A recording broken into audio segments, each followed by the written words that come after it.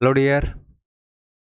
उम्मीद है कि बढ़िया तरीके से पढ़ रहे होंगे, एंजॉय कर रहे होंगे अपनी जर्नी को, बर्डन नहीं मान रहे होंगे।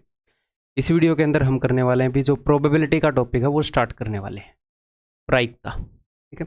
आगे बढ़ने से पहले एक छोटी सी बात मैं आपको बताता हूँ। देखो, आपसे आगे भी बहुत सारे लोग हैं, आपसे पीछे भी बहुत सारे लोग हैं। ज़िंदगी में आप अपने आप को जहाँ पर मानते हो, जनरली लोग फाइनेंशियली मानते हैं कि भैया मेरे पास इतने रुपए नहीं है, उतने रुपए होने चाहिए थे। तो उस टर्म में भी मान लो, सक्सेस के टर्म में मान लो, कई चीज़ों में आप मान लो। आप ये देखो, आपके पास फ़ोन है, इंटरनेट है। ऐसे बतेरे लोग होंगे जिनके पास ठीक है फ़ोन है, इंटरनेट है, उसका उतना बढ़िया उपयोग करना नहीं उनको आता जितना आपको आता है। आप अपनी लाइफ में और आगे ग्रो हो सकते हैं।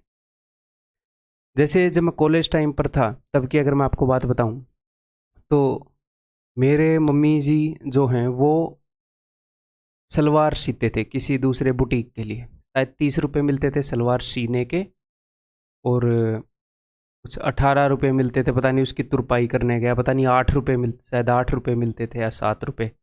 तो मतलब, और वो पूरी सलवार तो मिलती भी नहीं थी सीने के लिए, उसकी तुरपाई और पाँचे होते हैं नीचे जो पैरों के पास जो सलवार के होते हैं वो बनाने के लिए, मतलब वो रुपए जोड़ जोड़ के कई काम हम करते थे। फादर हैं वो एक्स सर्विस मैन है, तो उनकी उस वक्त जब मैं 4,500 या 5,000 के करीब उनकी वो पेंशन थी। ठीक है। और वो एटीएम भी हमारे पास था, तो पापा गांव में ही कल बिनौले बेच के वो वहाँ से काम चला रहे थे, बल्कि वहाँ से रुपए भी बेच देते थे कुछ। ठीक है। और खल बिनौले की भी कोई ऐसी दुकान नहीं थी कि कोई भयंकर पुराने सेठ की तरह घर में एक कमरे में डाल रखे थे। तो तब जो मम्मी जिस मशीन पर सिलाई करती थी, तो मेरे पास एक कुर्सी होती थी, और मैं ये सोचता था यार, टेबल नहीं था मेरे पास, तो ऐसे ही बेड के ऊपर बैठ के ऐसे ही कमर को मोड़ के ऐसे ही पढ़ता था। मेरा को शौक था कि यार मेरे पास पढ़ने के लिए टेबल हो। शौक था, बट इतने रुपए नहीं थे कि भाई मैं 700-800 का, मतलब 700-800 रुपये एक टेबल पर खर्च दूँ। स्पेशली 700-800 में बहुत सारे काम हो जाते हैं घर के, हैं? और जब 4,500 5,000 में गुजारा करना है, जिसमें से 2,500 का किराया चला जा रहा है रूम का, तो फिर तो 700-800 बहुत बड़ी चीज़ हो गई है ना। 400-500 चाहे 200 का मेले में नहीं लाते थे हम। तो तब वो गांव से मशीन लेकर आए एक बार, जब गांव गए तो उसके बाद से कि भाई यहाँ पर ये काम भी मिल गया है चीनने वाला। तो उस मशीन के ऊपर बैठ के, उसमें गड्ढा होता था, वहाँ पर मैं अपना कार्डबोर्ड रख देता था। पैरों वाली जो मशीन होती है, सिलाई मशीन को उठाओगे तो गड्ढा हो जाएगा। कई बार सिलाई मशीन रखी रहती थी, मैं उसी पर किताब रख के पढ़ लेता था, साइड में जगह होती है। तो मैं ये मानता था कि मेरे पास पढ़ने के लिए टेबल हो गया, मेरे पास किताब है, बढ़िया मौसम है बाहर, यहाँ पर पंखा चल रहा है, और क्या चाहिए, और पेट भरा है, और क्या चाहिए। अगर आपको ज़िंदगी में ग्रो होना है तो और क्या चाहिए, है? तो अगर आप ये चाहते हो कि, मेरे मन में ये हमेशा रहता था कि अपनी पीढ़ी के अंदर मैं वो बंदा बनूंगा जो अपनी पीढ़ी को, मान लो हमारी फैमिली की इनकम ऐसे चल रही है, या फैमिली का स्टेटस ऐसे चल रहा है फाइनेंशियल वाइज या सक्सेस वाइज, तो मैं ये मानता था, ये मान लो मेरे परदादा हो गए, दादा हो गए, पापा हो गए, ऐसे ऊपर से पीढ़ी चली आ रही है। ठीक है। हैं? ये अपनी फैमिली की इनकम को दर्शाती है ये वाली लाइन। तो मैं ये मानता था कि मैं ऐसा बंदा बनूंगा कि मैं ऐसे लेकर जाऊंगा, मैं पूरा जंप दूंगा, मैं ऐसा जंप दूंगा कि middle class, lower middle class, जो भी स्टेटस है, मैं इसको मतलब upper class, higher upper class तक लेकर जाऊंगा। मैं नहीं रुकने वाला ज़िंदगी में। इसके बाद वाली पीढ़ियां जो करें वो करें, हैं? मैं यहाँ तक लेकर जाऊंगा, ये मेरी जिम्मेवारी है। तो छोटी सी चीज़ चाहिए है, मैं कहना क्या चाह रहा हूँ, कुछ चीज़ चाहिए है ज़िंदगी में ग्रो होने के लिए। आपके पास मोबाइल है, इंटरनेट है, पढ़ने का मूड बनाओ, आपके परिवार वाले हैं आपका साथ दे रहे हैं। ठीक है। जितने भी लोग साथ दे रहे हैं, कुछ लोग साथ, कई बच्चे ऐसे बोलते हैं मेरे तो वो भी साथ नहीं दे रहे। अरे जो भी साथ दे रहे हैं, तुम तो खुद का साथ दे रहे हो, जो भी है, ग्रो होना है।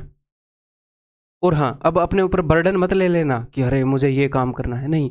एक दिन में एक दिन का काम कर दो बस। मैं आज भी, कई बार मेरा रूटीन टूटता है, कई बार मैं भी प्रेशराइज्ड फील कर जाता हूँ कि यार इतना सारा कंटेंट जनरेट करना है, ये काम वो काम वो काम, फिर घूम फिर के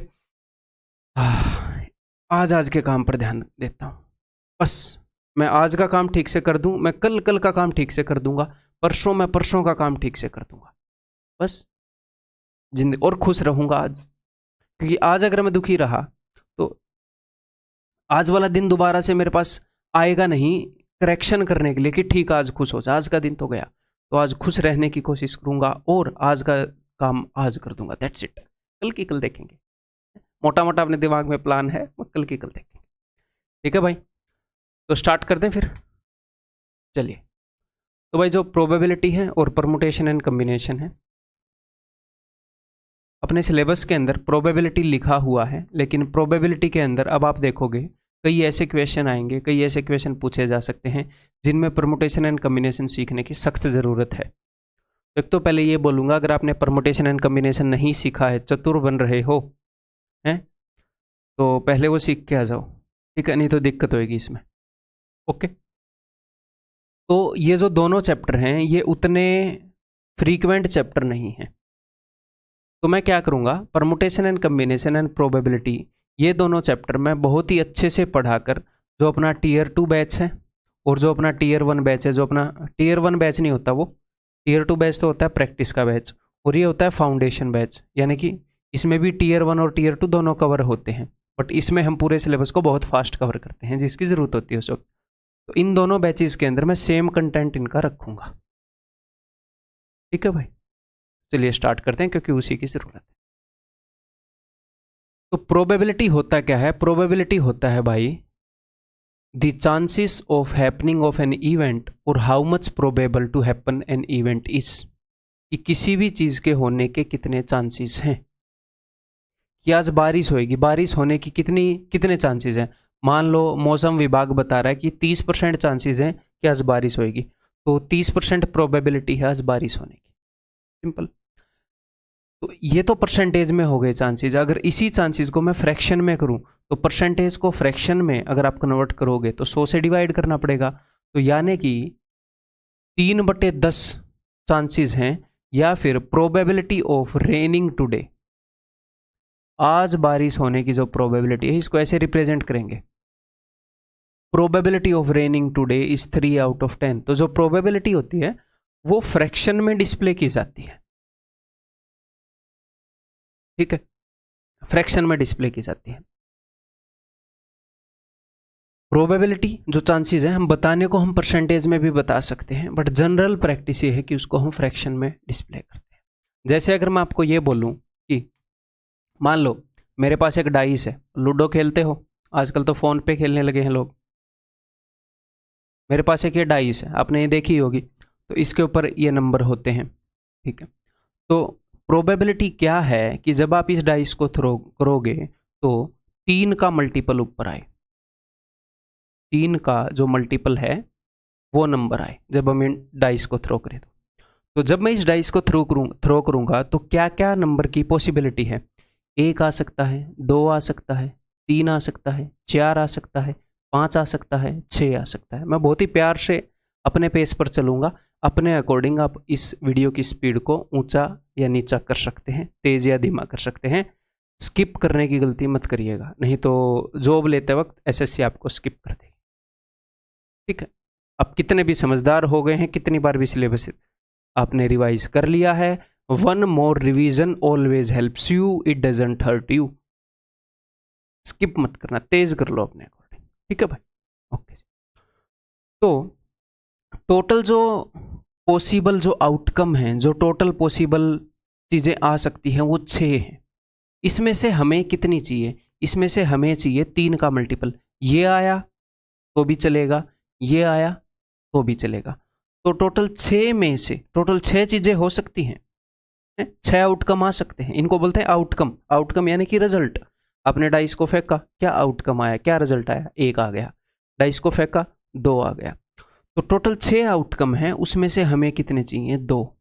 तो 6 में से हमें चाहिए है जी 2, तो यानी कि 1/3 चांस है, 1/3 प्रोबेबिलिटी है। किस चीज़ की प्रोबेबिलिटी है? इसको हम लिखेंगे probability of getting A multiple of 3, getting a multiple of 3 when throwing A dice, जब एक पासे को फेंकेंगे, ठीक है।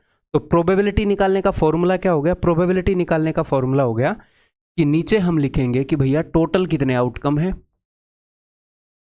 आपसे एग्जामिनर पूछेगा इस चीज़ की, जब हम डाइस को थ्रो करेंगे तो ये काम हो, बताओ इसके कितने चांसेस हैं।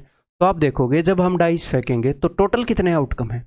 एक डाइस फेंकवाए, दो डाइस फेंकवाए, एक डाइस और एक सिक्का फेंकवा ले, टोटल कितने आउटकम हैं, ठीक है। और हमें कितने चाहिए, उसको ऊपर क्या लिखेंगे, हमें जो आउटकम चाहिए वो कितने हैं, तो उनको हम बोलते हैं फेवरेबल आउटकम। हमारे फेवर में कितने आउटकम हैं। बढ़िया से फॉर्मूला लिख के बताऊंगा, टेंशन मत लो, ठीक है। तो प्रोबेबिलिटी देखने का ये फॉर्मूला है। तो ये फॉर्मूला समझ में आ गया मेरे भाई। तो ये देखो, प्रोबेबिलिटी ऑफ एनी इवेंट, किसी भी इवेंट की, किसी भी काम की प्रोबेबिलिटी क्या है, total number of possible outcomes कितने हैं, और ऊपर क्या आएगा, total number of favourable outcomes. जिस भी इवेंट की वो बात कर रहा है उस इवेंट के फेवर में कितने आउटकम हैं। हिंदी वालों के लिए भी साथ साथ लेकर चलूंगा, टेंशन मत लो। जहाँ पर हिंदी लिखने की ज़रूरत होगी लिख दूंगा, जहाँ पर लिखने की ज़रूरत नहीं है, फ़र्क नहीं पड़ता, बोल के बता दूंगा, ठीक है। ओके जी। प्रोबेबिलिटी किसी भी इवेंट की क्या होगी, नीचे होगी कुल संभव परिणामों की संख्या और ऊपर अनुकूल परिणामों की संख्या। हमें जो इवेंट करवाना है, हमें जो काम करवाना है, उस काम के अनुकूल कितने परिणाम हैं और कुल संभव कितने परिणाम हैं, टोटल कितने आउटकम हैं, ठीक है भाई। सिंपल है, स्कूल में हमने सीखा है। नेक्स्ट, तो एक स्टूडेंट बोल रहा था कि सर ब्लैक स्क्रीन करना, तो मैंने ब्लैक स्क्रीन कर दी है। इस क्वेश्चन में मैं बिकॉज क्या ये गलत है भाई, रुको एक बार। इसने मेरे से पूछा नहीं कि इंक को रखूं या ना रखूं। अगर ये ऐसे पूछेगा नहीं, वांट टू कीप, ओके, फिलहाल डिस्कार्ड कर देते हैं, ये तो गड़बड़ हो जाएगी ना, आप लोगों को अनोटेशन कैसे दूंगा।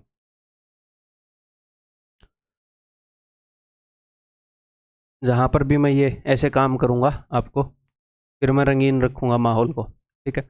तो सबसे पहला क्वेश्चन भाई, what is the probability of getting a number not greater than 4 when A dice is rolled. तो मैं आपको डाइस दिखा देता हूँ, ये है भाई डाइस जिसकी बात कर रहा था, आपने देखी होगी लूडो में, ठीक है।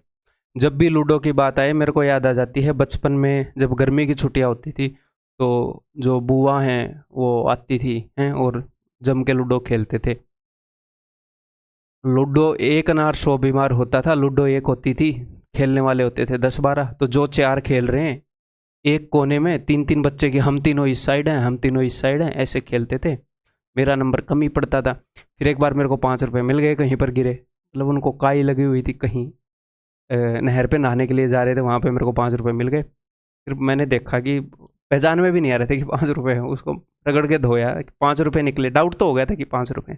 फिर मैं लूडो लाया, फिर मैं, अब जिसकी लूडो है उसको तो कोई हटा नहीं सकता, फिर मैं हमेशा खेलता था। 5 की लूडो आती थी तब, एक तरफ लूडो एक तरफ सांप सीढ़ी। चलिए जी,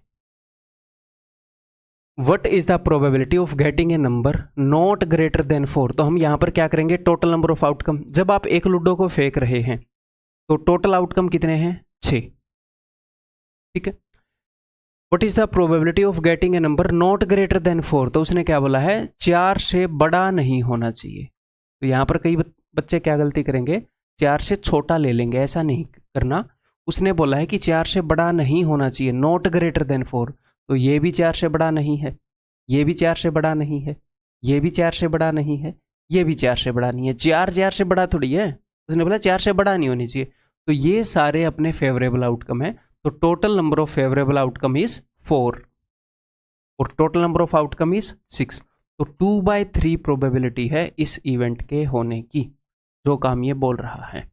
टोटल 6 आउटकम आ सकते हैं, उसमें से 4 हमारे फेवर में है। अब देखते हैं इनको रखने के लिए पूछेगा कि नहीं, पूछ रहा है, ठीक है। चलो मिल जाएगी आपको।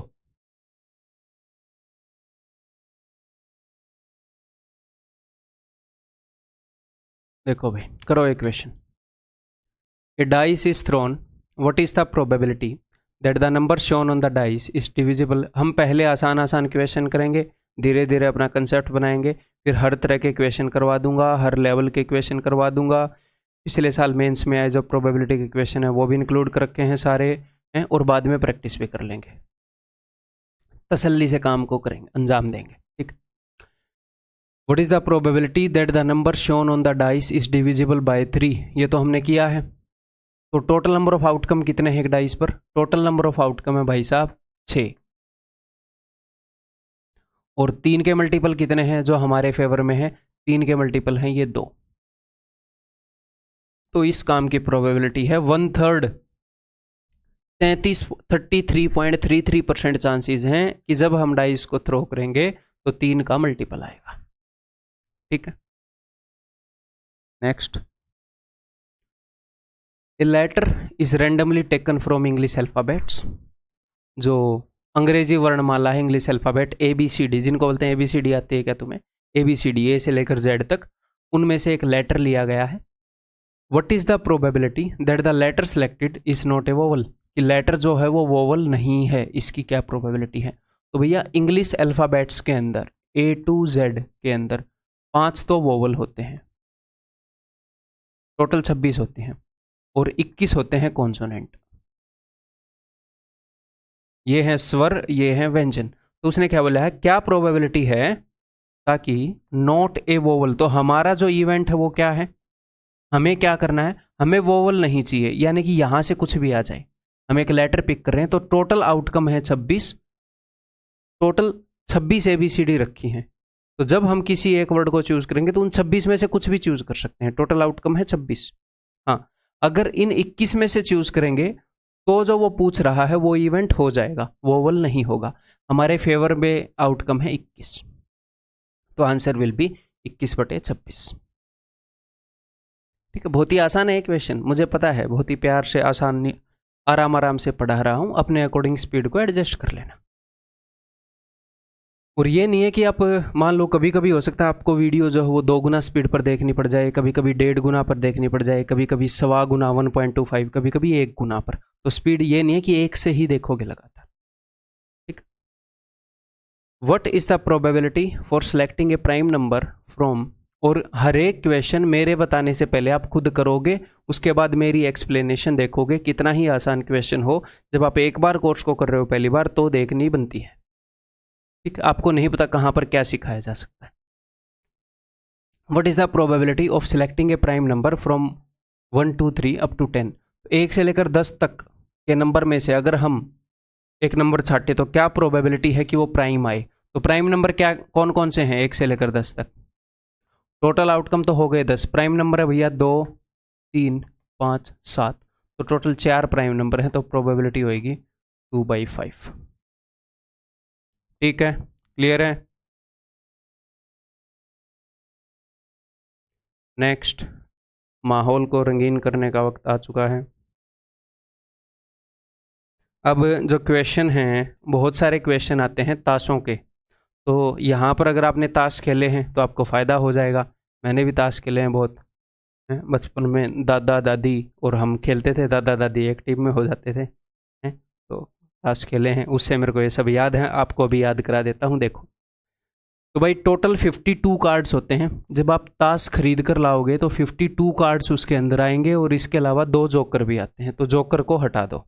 ठीक है, 52 कार्ड्स हैं जिनसे गेम खेला जाता है। ठीक है, 52 कार्ड्स को डिवाइड बाई 4 कर दो, 4 बराबर हिस्सों में बांटा जाता है, तो 13 कार्ड आते हैं। 4 अलग अलग क्या होते हैं, 4 अलग अलग टीमें, आप ये मान लो। ये इसको इंग्लिश में बोलते हैं, आप लिख लेना, इसको इंग्लिश में बोलते हैं क्लब और हिंदी में बोलते हैं चिड़ी। इसको इंग्लिश में बोलते हैं स्पेड और हिंदी में बोलते हैं जी हुकुम। ठीक है, हुकुम का इक्का ये रहा। इसको हिंदी में बोलते हैं पान और इंग्लिश में बोलते हैं हर्ट, जैसा कि दिख रहा है। इसको हिंदी में बोलते हैं ईंट, ठीक है, और इंग्लिश में बोलते हैं इसको डायमंड, जैसा कि ये दिख रहा है फिलहाल। क्लियर है भाई? तो ये 4 अलग अलग, इनको इंग्लिश में बोलते हैं शूट्स और हिंदी में इनको बोलते हैं समूह। जहां पर भी मुझे लगेगा कि हिंदी का वर्ड डालना जरूरी है मैं डाल दूंगा, जिन जगह मैंने नहीं डाल रखा वहां पर डालना जरूरी नहीं है। ठीक है, हिंदी में इनको बोलते हैं 4 समूह। तो एक के अंदर 13 पत्ते हैं। 13 पत्ते कैसे हैं, 1 से लेकर 10 तक, 1 2 3 4 5 6 7 8 9 10। जो 1 है उसको रिप्रेजेंट किया गया है ए से, इसको हम बोलते हैं एस। 1 की जगह 1 नहीं है, 1 की जगह ए लिख दिया, एस, यानी कि इक्का। हिंदी में इसको बोलते हैं भैया इक्का। फिर ये दुग्गी तिग्गी चुग्गी पंजी। ठीक है, तो 2 से लेकर 10 तक नंबर होते हैं। फिर जो 11वां नंबर है, 11वें नंबर की जगह जे लिख दिया इन्होंने। ठीक है, जे का मतलब है जैक, और हिंदी वाले लिख लो गुलाम, गोला बोलते हैं, गुलाम, गोला। ठीक है, पेपर में गुलाम यूज होएगा। ठीक है, क्यू का मतलब है क्वीन, पेपर में हिंदी में बेगम यूज होएगा, बेगा भी बोलते हैं हरियाणा में, बेगम। और के का मतलब है किंग, हिंदी में बादशाह यूज होएगा। ठीक है, जो भी मैं वर्ड बोलूंगा वो मैं बोलूंगा जो आपके एग्जाम में यूज होएगा। ठीक है, हिंदी में क्वीन को ऐसे रानी बोलते हैं, रानी यूज नहीं होगा, बेगम यूज होएगा। ठीक है, यहां पर बादशाह यूज होएगा। तो ये शूट्स हैं, अलग अलग समूह है हिंदी में। कलर्स, 2 तरह के रंग होते हैं, एक तो ये लाल रंग के पत्ते होते हैं, एक काले रंग के पत्ते होते हैं, इनको बोलते हैं कलर्स, रंग।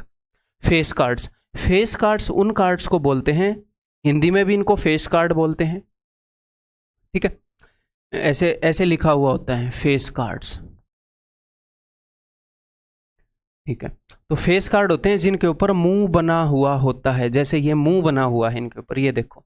तो ये 3 फेस कार्ड हैं, ईंट के, डायमंड के, ये 3 उसके। तो टोटल कितने हो जाएंगे? 3 अगर एक उसमें है तो 3 चौके 12, 12 फेस कार्ड हो गए। तो क्या सर हमें ये रटना है? ये रटना नहीं है, ये समझ में आ जाना चाहिए। ठीक है, मोस्ट प्रोबेबली तो आपने ताश खेले ही होंगे। लाइट चली गई भाई, चलो ठीक है। नेक्स्ट है जी नंबर्ड कार्ड्स। तो नंबर्ड कार्ड है मेरे भाई 2 से लेकर 10 तक, ये जिनके ऊपर नंबर लिखे हुए हैं। ठीक, जिनके ऊपर नंबर, इन नंबर के अलावा लिखे हुए अल्फाबेट, देखो ए भी अल्फाबेट है, जे भी अल्फाबेट है, क्यू भी अल्फाबेट है, के भी अल्फाबेट है। तो इनको बोलते हैं हम नंबर्ड कार्ड्स। ठीक है, इनको बोलते हैं हम फेस कार्ड। ये फेस कार्ड नहीं होता, इसके ऊपर फेस नहीं बना हुआ है, कई बार बच्चे कंफ्यूज होते हैं। देन है जी ओनर कार्ड।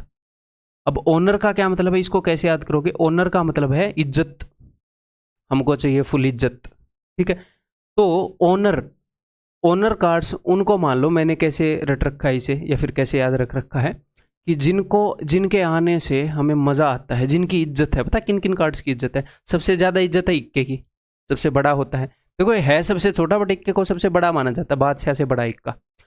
फिर बादशाह, बेगम और गोला, ये 4 जो कार्ड हैं, हर एक रंग में 4 कार्ड, ये ओनर कार्ड्स हैं, ये बड़े बड़े कार्ड हैं, सीनियर हैं ये, बाकी सारे तो जूनियर हैं ये। तो ओनर कार्ड कौन कौन से हो गए?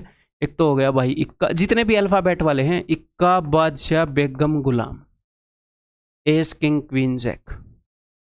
तो समझ गए इनके बारे में सब कुछ। अब इनके ऊपर अगर क्वेश्चन आएगा तो फिर आपको ये पता होना चाहिए। अगर आपने ताश नहीं खेले हैं तो एक बार बैठ के स्क्रीन को देखकर आप रट लीजिए भाई। ठीक है, मैं आगे बढ़ता हूँ। ओके, अब जहाँ तक ये ऐसे कार्ड चलेंगे तब तक मैं इसको रंगीन ही रख लेता हूँ। चलो बताओ। John draws a card from a pack of cards. What is the probability that the card drawn is a card of black suit? क्या प्रोबेबिलिटी है कि जो भी कार्ड उसने ड्रॉ किया है वो ब्लैक रंग वाला है, ब्लैक समूह या सूट का है, हिंदी में ऐसे लिखा हुआ मिलेगा। ठीक है, तो देखो टोटल 52 कार्ड हैं, 52 कार्ड्स हैं। ठीक है, इसमें से 26 कार्ड हैं लाल और 26 कार्ड्स हैं ब्लैक। ठीक है, तो ये जो 26 ब्लैक कार्ड हैं, इसमें से 26 कार्ड हैं भाई हुकुम के, और 26 कार्ड हैं चिड़ी के।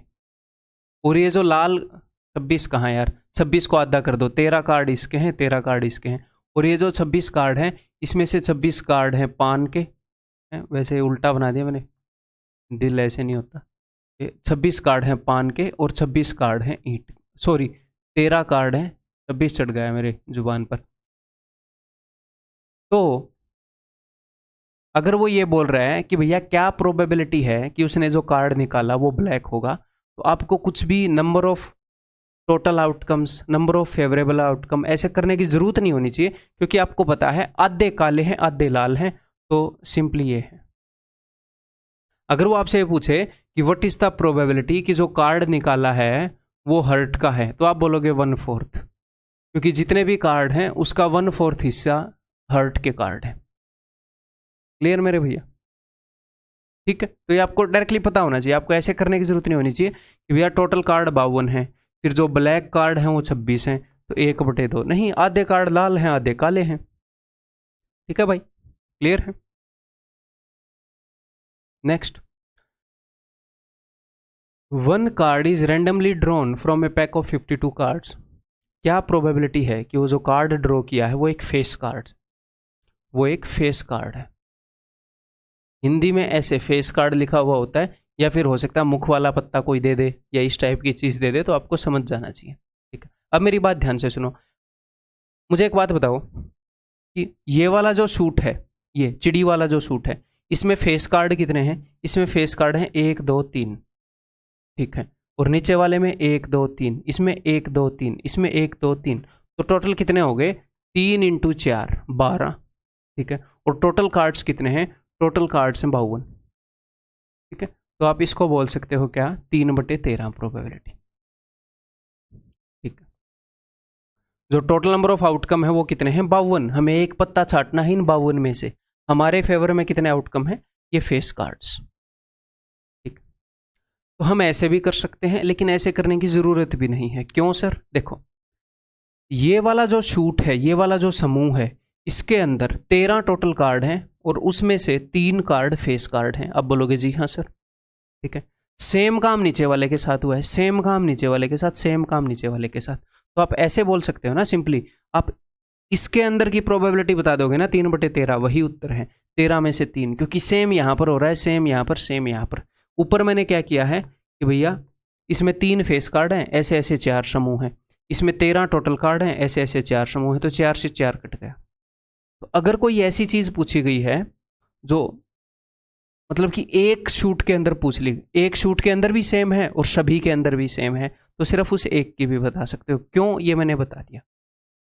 अगर वो ये पूछेगा व्हाट इज द प्रोबेबिलिटी, ताकि एक जैक निकले, जैक एक गुलाम निकले, तो आप बोलोगे एक रंग में 13 पत्ते होते हैं, उनमें से एक गुलाम होता है और सेम काम बाकियों के साथ रिपीट हो रहा है, सब में 13 पत्ते हैं और एक जैक है, तो 1/13 ही होगी प्रोबेबिलिटी। आप ऐसे कर लो कि भैया 4 जैक हैं और 52 पत्ते हैं, या डायरेक्टली आप बता सकते हो 1 आउट ऑफ 13 चांसेस हैं। इन 13 पत्तों में भी एक जैक है, इन 13 में भी एक जैक है, इन 13 में भी एक जैक है, इन 13 में भी एक जैक या गुलाम है। ठीक है, what is the probability to get a honour card? ऊपर 4 ओनर कार्ड हैं, इक्का और 3 वो, तो 4 हैं 13 में से, 4/13। मुझे टोटल 52 में से देखने की जरूरत ही नहीं है। क्लियर है भाई? ठीक है, और ये हिंदी में, ये जो रैंडमली है इसका मतलब हिंदी में है यादृच्छा। ठीक है, इसका मतलब मैं बता देता हूँ, 1 कार्ड इज ड्रॉन रैंडमली का मतलब है कि ऐसा नहीं है कि भाई नेपोटिज्म टाइप की चीज़ की गई है कि मैंने किसी कार्ड को फेवर कर दिया, नहीं ऐसे नहीं। आप ऐसे मान लो मैंने ऐसे उठाया है, ऐसे बिना देख के, तो रैंडमली, तभी तो चांसेस इक्वल होंगे ना कि कुछ भी आ सकता है। अब मैंने जानबूझ के किंग उठा लिया, तो फिर नंबर 10 आने की क्या प्रोबेबिलिटी? कुछ भी नहीं है, मैंने जानबूझ के उठा लिया, 100% किंग की प्रोबेबिलिटी है। तो जो भी प्रोबेबिलिटी के क्वेश्चन है उनमें रैंडमली उठाई जाती हैं चीज़ें, और इसी का मतलब हिंदी में इसका वर्ड है ये। ठीक है, क्लियर है? Next, a card is randomly drawn from a pack of 52 cards. What is the probability getting an ace, king और queen? तो मुझे एक बात बताओ, उसने ये पूछा, पहले क्वेश्चन समझ लेते हैं कि एक कार्ड रैंडमली निकाला गया है, तो क्या प्रोबेबिलिटी है कि वो या तो एक इक्का हो, या एक बादशाह हो, किंग हो, या एक क्वीन हो, बेगम हो। ठीक है, कोई एक कार्ड निकाला गया है, क्या प्रोबेबिलिटी है कि इन 3 में से कोई एक हो, किसी भी रंग का हो चाहे। उसने ये नहीं बोला कि एस हो डायमंड का, किंग हो हर्ट का, पान का, ना, या तो एस हो या किंग हो या क्वीन हो। तो इन 13 पत्तों में से भी एक किंग, एक क्वीन और एक एस है, किंग क्वीन और एस है, तो 3 पत्ते हैं जो हमारे फेवर में हैं। अगले 13 में से भी 3 है हमारे फेवर में, अगले 13 में से भी 3 है हमारे फेवर में, अगले 13 में से भी 3 है हमारे फेवर में, तो 3/13 कर दूं प्रोबेबिलिटी। जब कोई ऐसी चीज पूछी जाती है कि भैया जो चारों रंगों में समान है पूरे, उसके लिए पूछी जाती है, फिर भी आप एक रंग एक शूट से बता सकते हो उसको कि भैया 3/13 है। ठीक, क्लियर? करने को आप ऐसे भी कर सकते हो कि भाई टोटल 52 पत्ते हैं और उसमें से 12 पत्ते हैं तो हमारे फेवर में है, अदरवाइज आपको ऐसे करना आना चाहिए। बार बार ये चीज़ मैं आपको बता रहा हूँ। Next, tickets numbered from 1 to 100 are mixed up and then a ticket is drawn at random, ठीक है, but is the probability that the ticket drawn has a number which is a multiple of 3 और 5। जो number हम निकालेंगे वो 3 या 5,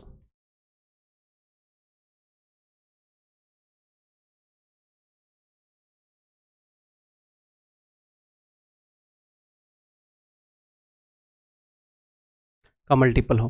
तो यहाँ पर टोटल आउटकम कितने हैं भैया? प्रोबेबिलिटी देखनी है कि 3 या 5 का मल्टीपल हो, तो टोटल आउटकम है 100। 1 से लेकर 100 नंबर लिख रखे हैं टिकट्स के ऊपर, तो टोटल उनमें से कोई भी एक टिकट आ सकती है, ठीक है जी। टोटल 100 आउटकम है, 1 आ सकता है, 2 आ सकता है, 100 आ सकता है, कुछ भी आ सकता है, ठीक है।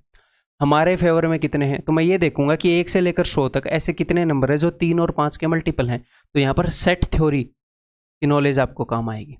कई ऐसे नंबर होंगे जो 3 के मल्टीपल होंगे, उनको मैंने इस सर्कल में रख दिया। कई ऐसे नंबर होंगे जो 5 के मल्टीपल होंगे, उनको मैंने इस सर्कल में रख दिया। और कई ऐसे नंबर होंगे जो 3 और 5 दोनों के मल्टीपल होंगे, तो वो होता है 3 और 5 का एलसीएम। इनका मल्टीपल नहीं लेना होता। कई बार यहाँ पर आ जाएगा 9 और 6, तो 9 6 54 मत ले लेना।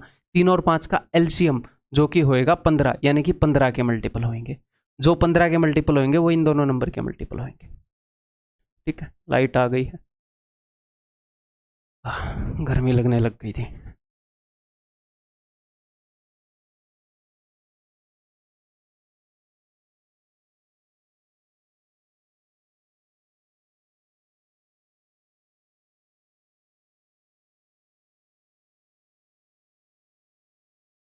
हाँ जी, देखो, तो 1 से लेकर 100 तक 3 के कितने मल्टीपल हैं कैसे पता चलेगा?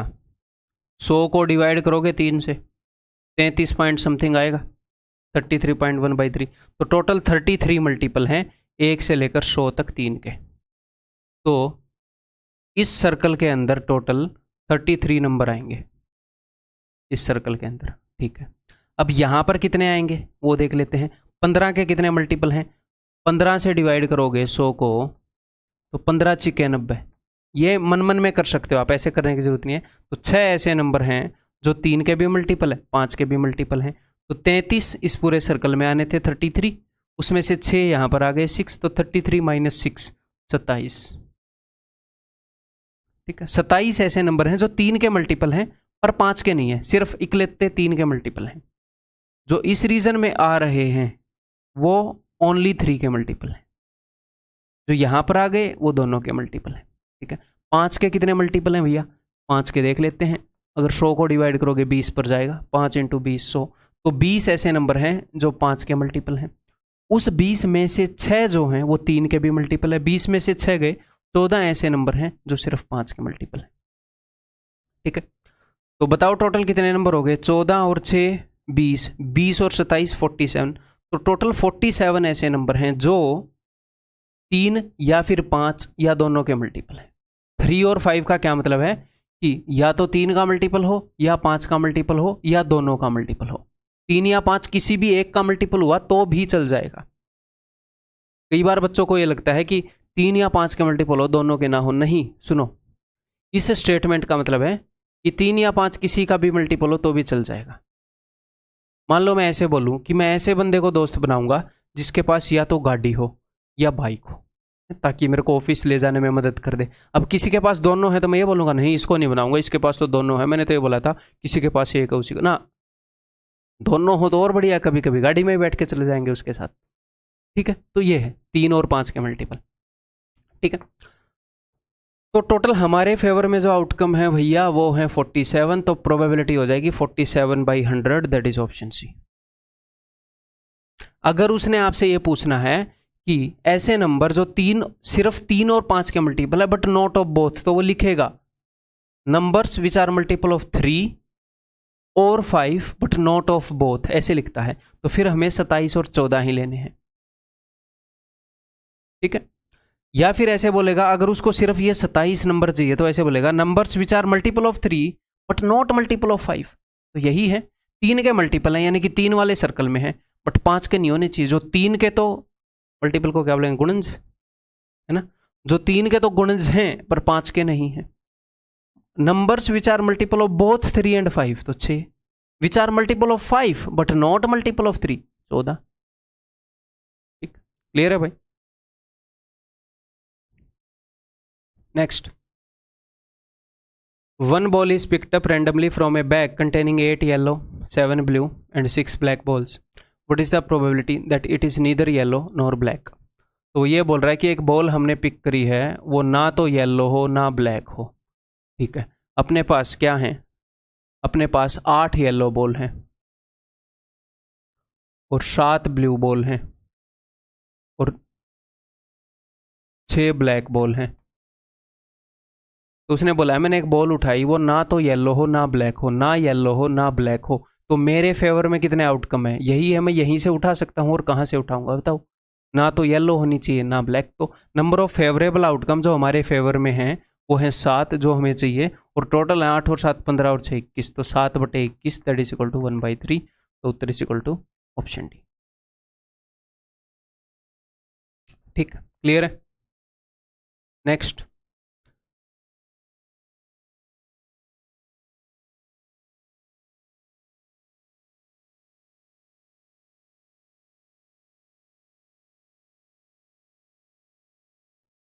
ए box contains 5 red 4 green and 3 white balls. ठीक है, each ball is of different size.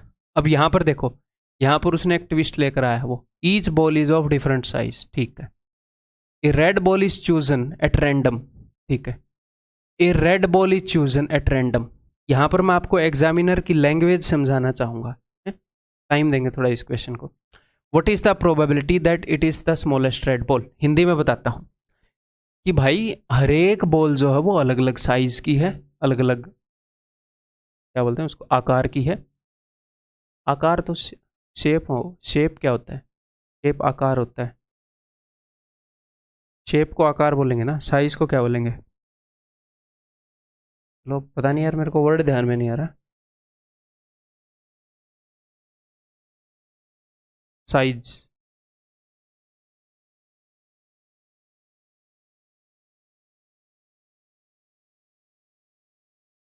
छोड़ो। तो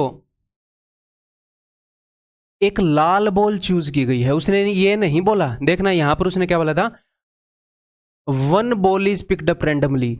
एक बॉल रैंडमली पिक करी गई है, कहां से पिक करी गई है, 8 येलो 7 ब्लैक 7 ब्लू और 6 ब्लैक से।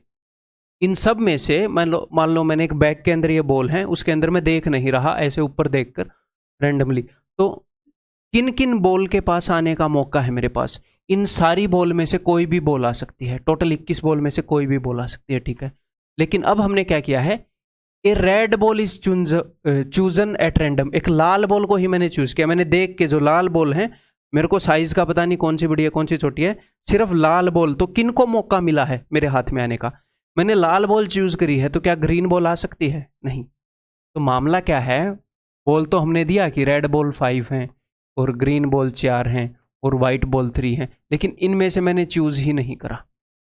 ठीक है, मान लो ये है,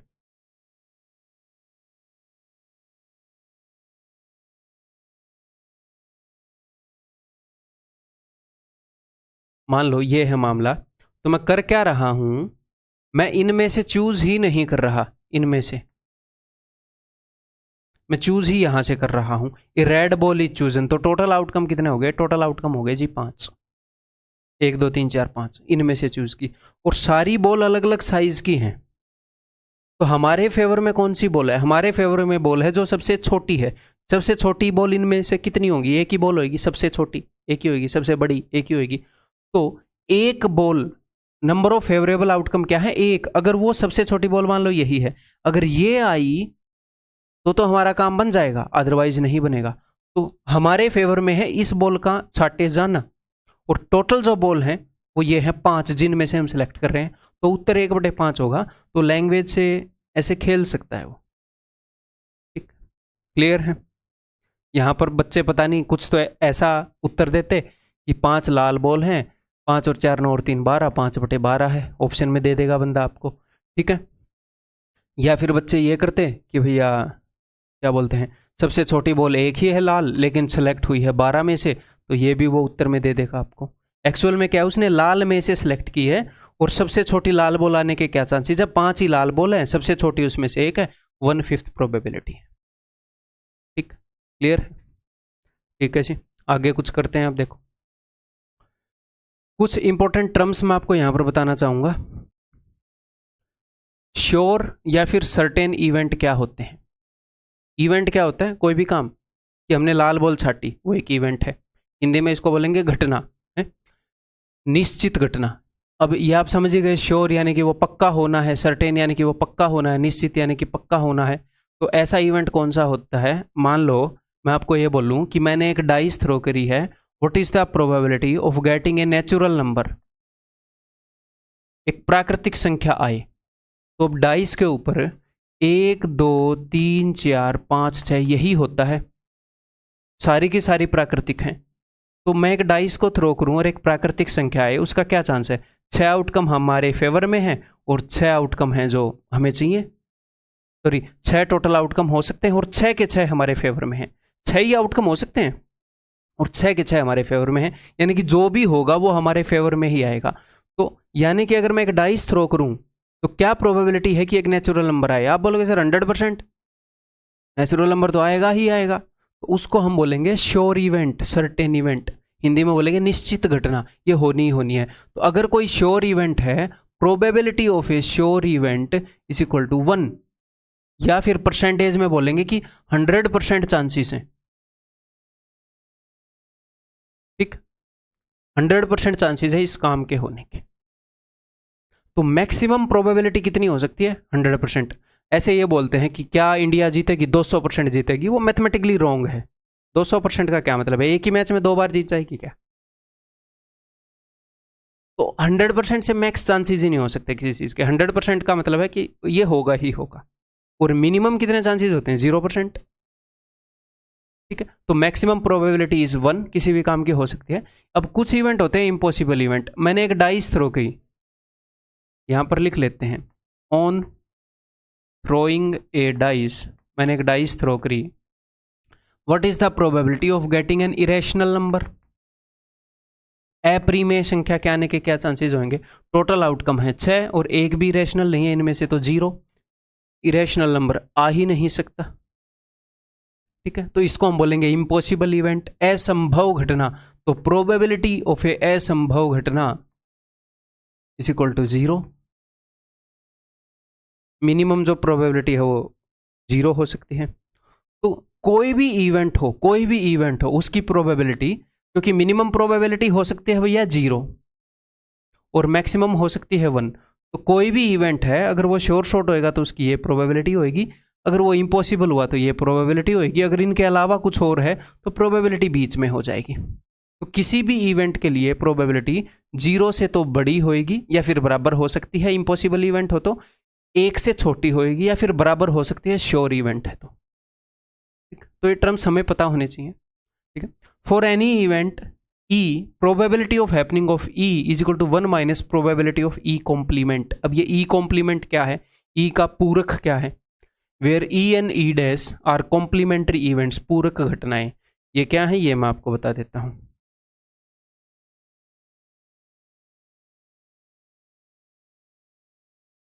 देखो, मान लो मैं बोलूंगा ऑन थ्रोइंग ए डाइस, एक डाइस को हमने फेंका, इवेंट ए है, इवेंट ए का मतलब है getting A, getting an even number. अगर मैं डाइस को थ्रो करूं तो एक इवन नंबर आए, और इवेंट बी है गेटिंग एन ओड नंबर, एक ओड नंबर आए। तो जो इवेंट ए है और इवेंट बी है ये एक दूसरे के कॉम्प्लीमेंट्री हैं। एक दूसरे के कॉम्प्लीमेंट्री क्या है कि अगर या तो ये होगा या ये होगा, मतलब इवेंट ए ने जो जो भी केसेस कवर किए हैं हमारे फेवर में, टोटल कितने आउटकम आ सकते हैं? 1 2 3 4 5 6, एक डाइस के थ्रो करने पर। हाँ जी सर। तो इवेंट ए कब होगा? जब डाइस के ऊपर 2 आ जाए, 4 आ जाए, 6 आ जाए। और इवेंट बी कब होगा? जब इनके अलावा वाले बाकी सारे हो जाए। तो ये ए और बी क्या है, कॉम्प्लीमेंट्री पूरक घटनाएं हैं। यानी कि अगर मैं इन दोनों घटनाओं को मिला दूंगा तो जितने भी टोटल आउटकम हैं सारे हो जाएंगे। यानी कि probability of event A plus probability of event B is equal to 1। समझ में आई कि नहीं बात? अगर हम डाइस को थ्रो करेंगे तो या तो ये होगा या ये होगा। ऐसा कभी हो सकता है कि ना ये हो ना ये हो? अब ये मत बोलना 16 का सिक्का खड़ा हो गया था, ऐसे डाइस खड़ी हो जाए तो। ठीक है, तो क्लियर है? तो जो भी कॉम्प्लीमेंट्री इवेंट्स हैं उनकी प्रोबेबिलिटी 1 होती है। तो कई बार क्या होता है, मान लो एग्जामिनर ने ऐसे इवेंट की प्रोबेबिलिटी पूछ ली जो निकालनी मुश्किल है, लेकिन उसके कॉम्प्लीमेंट्री इवेंट की प्रोबेबिलिटी निकालनी आसान है, तो हम उसको निकालकर एक में से घटा देते हैं। आगे क्वेश्चन करेंगे ऐसे। जो उसने पूछा है निकाल हम उसकी भी सकते हैं, बट वो कैलकुलेटिव हो जाएगा। उसके कॉम्प्लीमेंट्री की निकालनी ईजी है, मतलब उसके जिन केसेस की उसने प्रोबेबिलिटी पूछी है उनसे बाकी जो बचे हुए केसेस हैं, रिमेनिंग केसेस, उनकी प्रोबेबिलिटी निकालनी आसान है। वो निकाल के 1 में से घटा देते हैं। आप ऐसे ही बोल सकते हैं probability of A is equal to 1 minus probability of B. ऐसे और इवेंट बताऊं, देखो जरूरी नहीं है। अब कई बच्चे यहां पर ये सोच जाएंगे कि अच्छा अगर इन दोनों की प्रोबेबिलिटी 1 है तो इसकी प्रोबेबिलिटी भी हाफ है, इसकी भी हाफ है। नहीं, यहां पर ये मैंने इवेंट ही ऐसे लिखे हैं। अगर मैं ये बोलूं कि इवेंट ए ये है, गेटिंग, अगर मैं एक डाइस को थ्रो करूं तो मेरे पास क्या है, गेटिंग ए प्राइम नंबर। ठीक है, इवेंट बी क्या है, इवेंट बी है गेटिंग ए कंपोजिट नंबर। और इवेंट सी क्या है, इवेंट सी है getting a number less than 2। ठीक है, तो गेटिंग ए प्राइम नंबर क्या क्या मतलब हमारे फेवर में कौन कौन से इवेंट हैं, प्राइम नंबर 2, 3 और 5। गेटिंग ए कंपोजिट नंबर, क्या एक एक कंपोजिट नंबर है? नहीं, ना प्राइम है ना कंपोजिट है। तो इवेंट सी के फेवर में क्या क्या आउटकम है, एक डाइस के ऊपर एक आएगा तभी लेस देन 2 होगा। मैंने लेस देन इक्वल टू 2 नहीं बोला। और कंपोजिट नंबर क्या है, 1, 2, 3, 4 और 6 कंपोजिट नंबर हैं। तो ये तीनों भी एक दूसरे के, अब ये 3 इवेंट एक दूसरे के कॉम्प्लीमेंट्री नहीं होते, बट यहां पर एक दूसरी चीज समझ लो कि probability of A plus probability of B plus probability of C is equal to 1। ठीक, इन इवेंट्स को क्या बोलते हैं, इन इवेंट्स को बोलते हैं एग्जॉस्टिव इवेंट। उसका क्या मतलब है कि इन्होंने सारी पॉसिबिलिटी को एग्जॉस्ट कर दिया, वो बाद में आगे हम समझेंगे ये इवेंट्स। यहां पर आप ऐसे कर सकते थे कि गेटिंग ए कंपोजिट नंबर और getting a number which is not composite. तो मैं कहना क्या चाह रहा हूं, जरूरी नहीं है कि कॉम्प्लीमेंट्री इवेंट से उनकी प्रोबेबिलिटी हाफ हो। मैं ऐसे बोल सकता हूं कि इवेंट ए है getting a number less than 2, और यहां पर हो गया event B getting a number greater than equal to 2। तो यहां पर तो एक ही चीज है हमारे फेवर में, एक ही आउटकम है 1, और यहां पर आउटकम है 5।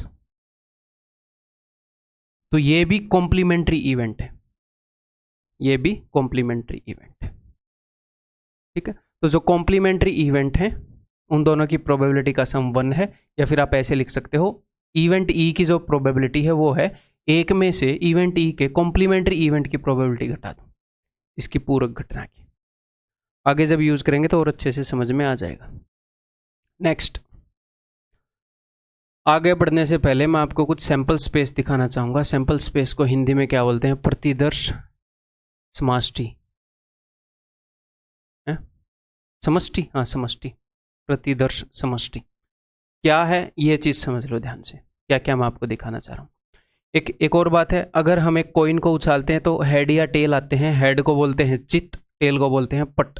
हिंदी में मैं हेड और टेल, मैं चित पट कभी भी यूज़ नहीं करता, तो मेरे को ये याद नहीं रहेंगे, मैंने यहाँ पर डिस्प्ले कर दिया आपको। ठीक है, जो हिंदी वाले हैं वो ये समझ जाना भाई। ठीक है, चलिए जी। अगर आप दो कॉइन, जब आप एक कॉइन को टॉस करोगे, अब सैंपल स्पेस क्या होता है वो मैं आपको बताऊंगा। सैंपल स्पेस होता है कि जितने भी पॉसिबल आउटकम हैं, पॉसिबल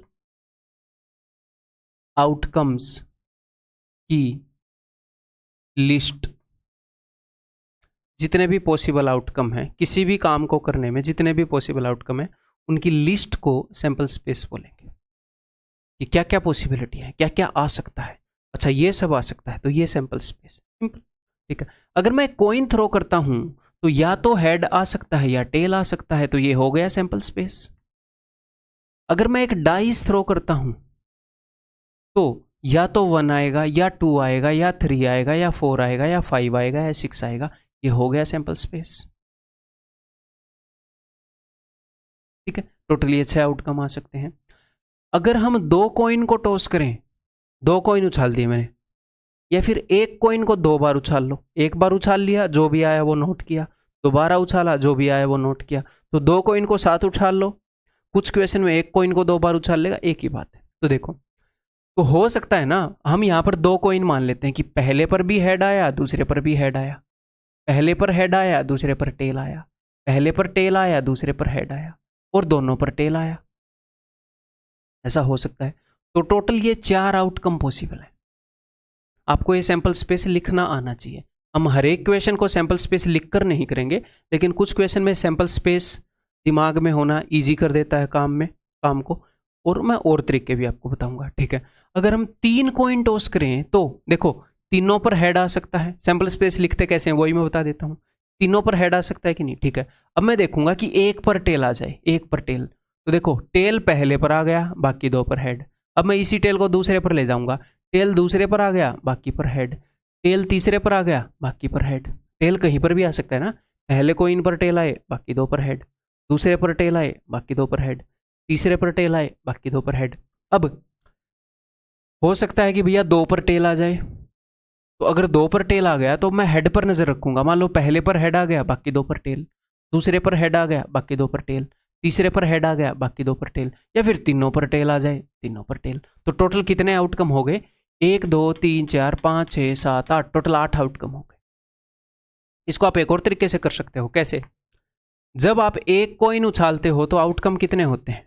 एक कॉइन उछालने पर 2 आउटकम। तो जब आप 2 कॉइन उछालोगे ना, 2 कॉइन, तो कॉइन 1 के भी 2 आउटकम होंगे, कॉइन 2 के भी 2 आउटकम होंगे, तो 2 × 2 4 आउटकम हो जाएंगे। जब आप 3 कॉइन उछालोगे तो कॉइन 1 के भी 2 आउटकम, कॉइन 2 के भी 2 आउटकम, कॉइन 3 के भी 2 आउटकम, तो टोटल 8 आउटकम हो जाएंगे। जब आप 4 कॉइन उछालोगे तो 2 2 2 2 16 आउटकम हो जाएंगे। अगर आपने एक कॉइन उछाल दिया और एक डाइस उछाल दी,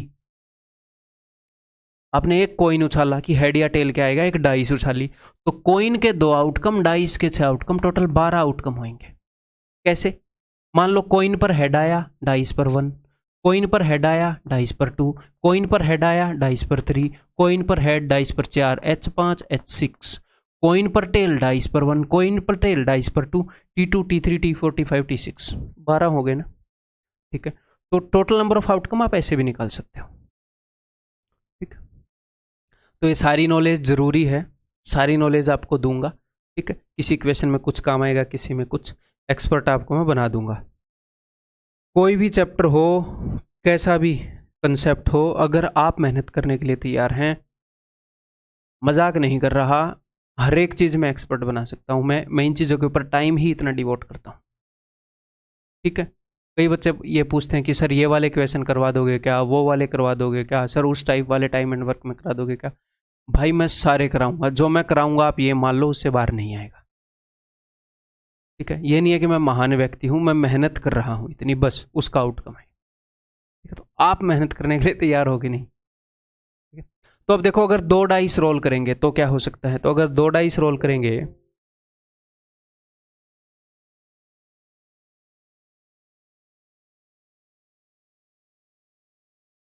तो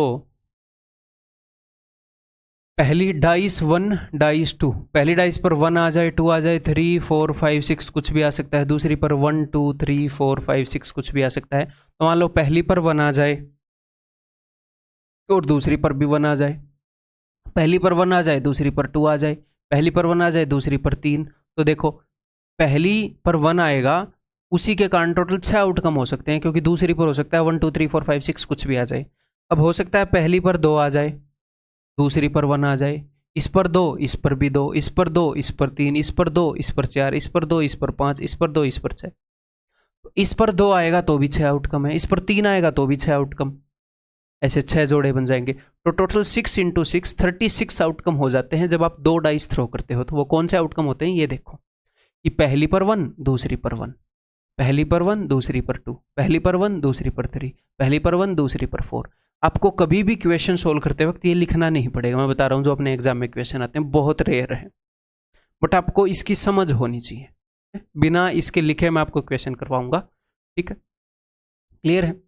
तो टोटल ऐसे 36 आउटकम हो जाएंगे। तो 2 डाइस थ्रो कर रहे हो तो 36 आउटकम हो गए, क्योंकि हर एक डाइस पर 6 आउटकम है। अगर 3 डाइस थ्रो कर देते हो तो पहली डाइस पर 6 आउटकम, दूसरी पर 6, तीसरी पर 6, टोटल 216 आउटकम है। अगर आप एक डाइस थ्रो करते हो और 2 कॉइन थ्रो करते हो तो एक डाइस पर 6 आउटकम, 2 कॉइन, इस कॉइन पर 2, इस कॉइन के भी 2 आउटकम हो सकते हैं, तो 24 आउटकम हो सकते हैं टोटल। अब सर ये क्या क्या होंगे वो बनाने की जरूरत नहीं अपने क्वेश्चन में, ठीक है। टोटल आउटकम निकाल ले आ रहे हैं, मोर देन एनफ। समझ में आ गई बात? तो सैंपल स्पेस की बात समझ में आ गई। सैंपल स्पेस क्या है?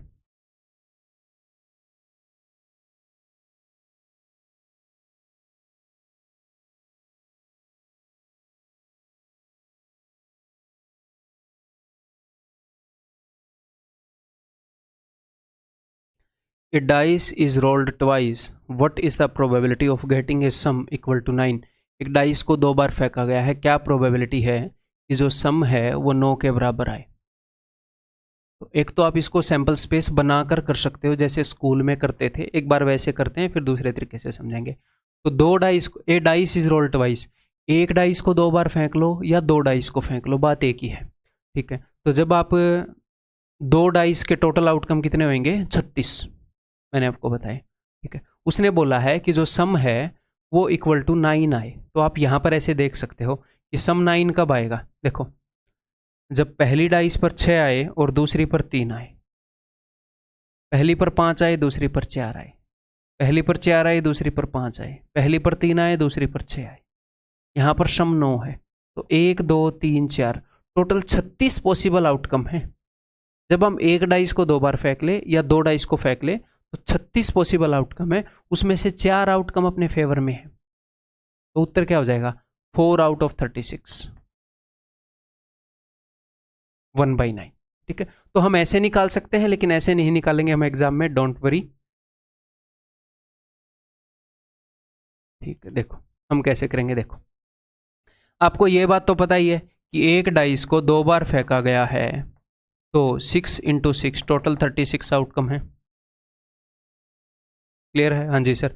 अब जब सम 9 के इक्वल आए, बस उसके आपको केसेस बनाने हैं। अब सम 9 बनाना है। मान लो पहली डाइस पर 6 आ जाए, मैं बड़े से स्टार्ट करूंगा, एक ऑर्डर में स्टार्ट करेंगे। स्टार्ट करने को मैं 1 से स्टार्ट करने की कोशिश करता, तो पहली डाइस पर 1 आए तो दूसरी पर 8 तो आ नहीं सकता ना, हमारे घर में तो है नहीं ऐसी डाइस, ठीक है भाई, सम 9 बनाने के लिए। तो हमें एक पैटर्न में हमेशा स्टार्ट करना होता है ताकि चीज़ें मिस ना हो। तो या तो छोटे से स्टार्ट करूंगा या बड़े से। मान लो पहले पर 6 आ जाए, बड़े से बड़ा 6 आ सकता है, तो दूसरे पर 3 आ जाए। ये भी एक ऐसा आउटकम है जो हमारे फेवर में है। टोटल आउटकम हमें पता है 36 है, हमारे फेवर में की है। अब मैं इसको घटाता जाऊंगा, पहली पर 5 आए, इसको एक बढ़ा दूंगा, दूसरी पर 4 आए, पहली पर 4 आए। अब ये मत बोलना कि सर ये दोनों आउटकम सेम है, नहीं। पहली बार 4 आया, दूसरी बार 5, और पहली बार 5 आया, दूसरी बार 4, ये 2 अलग अलग इवेंट हैं, अलग अलग चीजें। पहली पर 3 आए, दूसरी पर 6, पहली पर 2 आए, दूसरी पर 7 आ नहीं सकता, ठीक है। शकुनी मामा की डाइस नहीं आई, ठीक है। तो 1 2 3 4 4 आउटकम अपने फेवर में है। आपको सिर्फ ये लिखने हैं, टोटल आउटकम आपके दिमाग में थे ही। तो उत्तर विल बी 1/9, उत्तर will be 1/9। Next, 2 dice are rolled together, what is the probability of getting their sum as a prime number? ठीक है, 2 डाइस कर दी, ठीक है। तो 2 डाइस अगर रोल कर दी तो D1 और D2, 6 आउटकम इसके, 6 इसके, टोटल 36 आउटकम है। You know total number of outcome is equal to 36। Okay, अब हमें निकालने हैं फेवरेबल आउटकम। तो देखो, sum as a prime number, sum जो है वो प्राइम नंबर आए, तो प्राइम नंबर तो कई है ना, 2 भी सम आ सकता है उनका सम 3 भी आ सकता है, दो डाइस के ऊपर का सम, 2 भी 3 भी, तो पहले प्राइम नंबर को लिख लो जो जो आ सकते हैं। 2 3 5 7 11, 11 भी हो सकता है, 13 हो सकता है, नहीं, दो डाइस का सम कभी भी 13 नहीं होगा क्योंकि मैक्सिमम 6 और 6 आ सकते हैं, तो 11 तक के प्राइम नंबर आ सकते हैं। तो अब हम देखते हैं कि भैया दो प्राइम नंबर कैसे आ सकता है। पहली पर एक आए, दूसरी पर भी एक आए, ठीक है। 3 कैसे आ सकता है, पहली पर एक, दूसरी पर 2, पहली पर 2, दूसरी पर 1, बस। पहली पर 3, दूसरी पर 0 नहीं होता, ठीक है। 5 कैसे आउटकम आ सकता है, तो छोटे से स्टार्ट करो, 1 4। अब हर एक आउटकम आपको लिखना नहीं है, सिर्फ ये देखो ये 1 से लेकर 4 तक जाएगा, 1 से लेकर 4 तक, 1 2 3 4, बीच वाले सारे आएंगे, उनके लिए अपने आप मिल जाएंगी ये चीज़ें। 2 और 3, 2 मिल गया तो दूसरा अपने आप मिल जाएगा। ये मैक्स 4 तक जा सकता है, सिर्फ ये देख लो। जैसे 7 है, 1 6, मैक्स ये कहाँ तक जा सकता है, 6 1 तक जा सकता है, इसके उल्टे तक जा सकता है मैक्स। तो टोटल यहाँ पर कितने आउटकम है, यहाँ पर है 1, यहाँ पर कितने हैं 2, यहाँ पर है 4, यहाँ पर है 6, 1 से लेकर 6 तक, और 11। अब मैं बड़े से स्टार्ट करूँगा, पहली पर 6 आए, दूसरी पर 5, और पहली पर 5, दूसरी पर 6, इसके अलावा और कुछ हो नहीं सकता। यहाँ पर आउटकम है 2, तो 1 2 कितना हो गया, 6 और 4 10, 4 14 और 1 15, तो 15 आउटकम है अपने फेवर विच, साढ़े फेवर 15 आउटकम है गे, 5/12, ऑप्शन बी। क्लियर है भाई। नेक्स्ट, आपने परमुटेशन एंड कॉम्बिनेशन में ये चीज़ पढ़ी है, rule of addition and multiplication, है ना। तो फॉर म्यूचुअली एक्सक्लूसिव इवेंट, ये म्यूचुअली एक्सक्लूसिव इवेंट क्या होता है ये मैं बाद में बताऊंगा, ठीक है। पहले सिर्फ इतना देख लो, बाद में बताऊंगा। म्यूचुअली एक्सक्लूसिव इवेंट के लिए ये चीज़ें ट्रू हैं, बट बाद में मैं इसको बताऊंगा क्योंकि maximum 99% question mutually exclusive event के ही आते हैं, ठीक है। वो मैं जब सब कुछ प्रोबेबिलिटी हो लेगी बाद में कुछ इवेंट कर लेंगे, ठीक है। देखो, प्रोबेबिलिटी ऑफ इस यूनियन का मतलब है ए और बी। मान लो एक इवेंट ए है उसकी कुछ प्रोबेबिलिटी है, एक इवेंट बी है उसकी कुछ प्रोबेबिलिटी है, तो probability of happening of event ए और बी, प्रोबेबिलिटी ऑफ ए और बी, तो मैंने आपको क्या बताया था रूल ऑफ एडिशन में, जब और की सेंस हो तो आप ऐड करोगे। और probability of A and B, मान लो इवेंट ए की कुछ प्रोबेबिलिटी है, इवेंट बी की कुछ प्रोबेबिलिटी है, तो probability of A and B वो हो जाएगी probability of A into probability of B. Example देकर बताऊं, देखो, और म्यूचुअली एक्सक्लूसिव इवेंट वो होते हैं, ये मैं यहीं पर बता देता हूं एक बार, कि जिनमें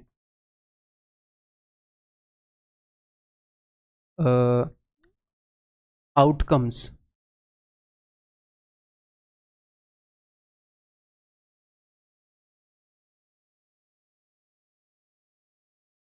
फेवरेबल आउटकम जो है वो कॉमन ना हो। आपको अभी एग्जाम्पल दूंगा, ठीक। परस्पर अपवर्जी घटनाएं हिंदी में इनको बोलते हैं।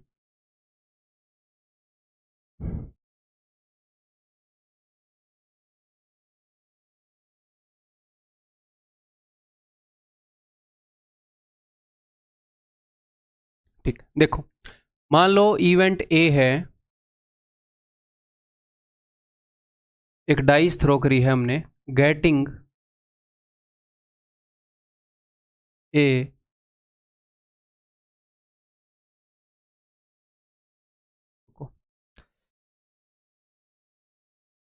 अगर मैं कर लूं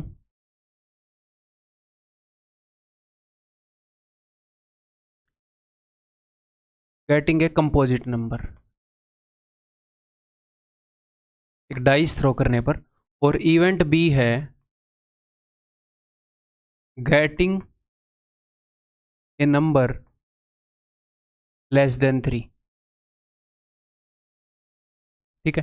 तो मान लो आप एक डाइस थ्रो कर रहे हो, तो what is the probability of,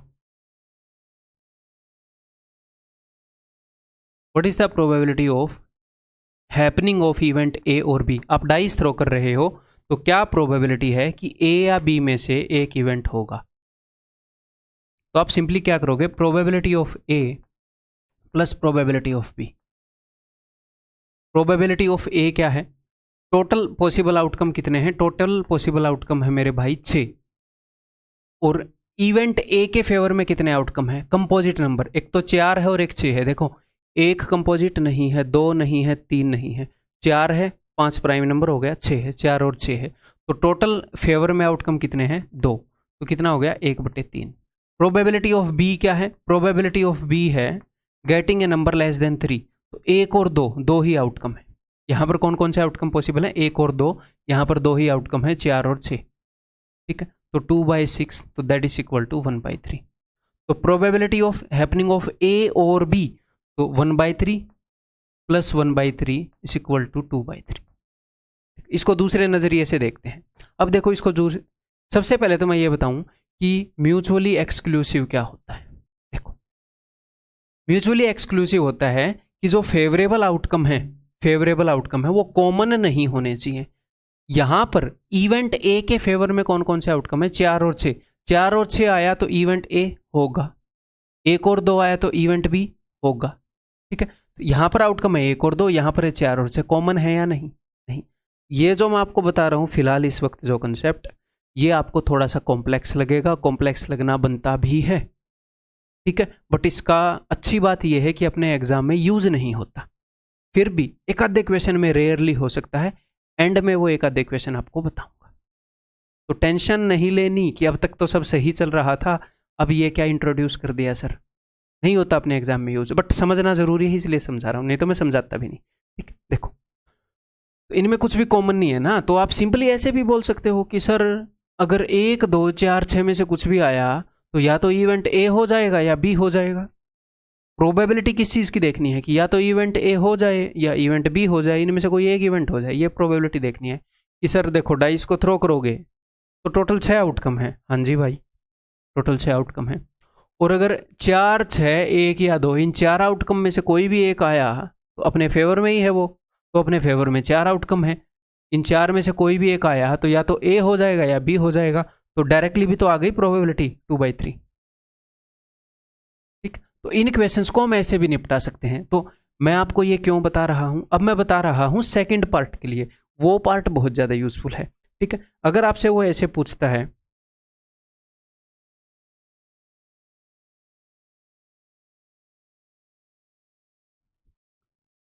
ये होने चाहिए भैया for any event A and B, ये भी हो और ये भी हो, ये 2 डाइस के लिए हो, है ना। एक बार रुको, एक बार फिर ये इस एग्जाम्पल से बात नहीं बनेगी। ए की प्रोबेबिलिटी ये भी हो जाए 1/9 हो जाएगी, और ये दोनों यहाँ पर, एक बार रुको मेरे को परफेक्ट एग्जाम्पल चूज करने दो, फिर यहाँ तक क्लियर है, आगे मैं दूसरा एग्जाम्पल चूज करूँगा।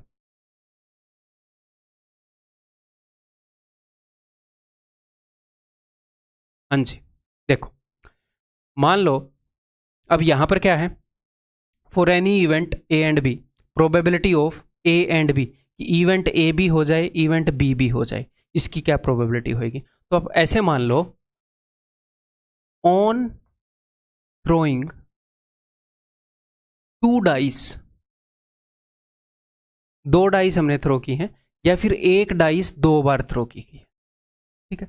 तो क्या प्रोबेबिलिटी है कि इवेंट ए भी हो जाए और इवेंट बी भी हो जाए।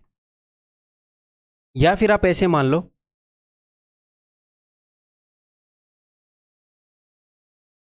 कि फर्स्ट डाइस पर, अच्छे से समझने के लिए, कि फर्स्ट डाइस के ऊपर इवेंट ए हो जाए और सेकंड डाइस के ऊपर इवेंट बी हो जाए, ये दोनों काम हो जाए।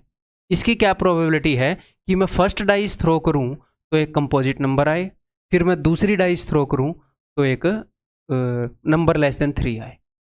ये दोनों काम करने की, फर्स्ट डाइस पर ये आए और दूसरी पर ये आए, तो इस इवेंट ए के होने के कितने चांस है, इवेंट ए के होने के चांस है भैया 2/6। इवेंट बी के होने के कितने चांस है, इवेंट बी के होने के चांस है भैया 2/6। तो दोनों के होने के कितने चांस होंगे, तो इसके चांस है 1/3, इसके चांस है 1/3, दोनों के होने के चांस हो जाएंगे कि ये भी हो ये भी हो 1/9। अब आप यहां पर देखोगे चांसेस घट गए, चांसेस घट गए। क्यों?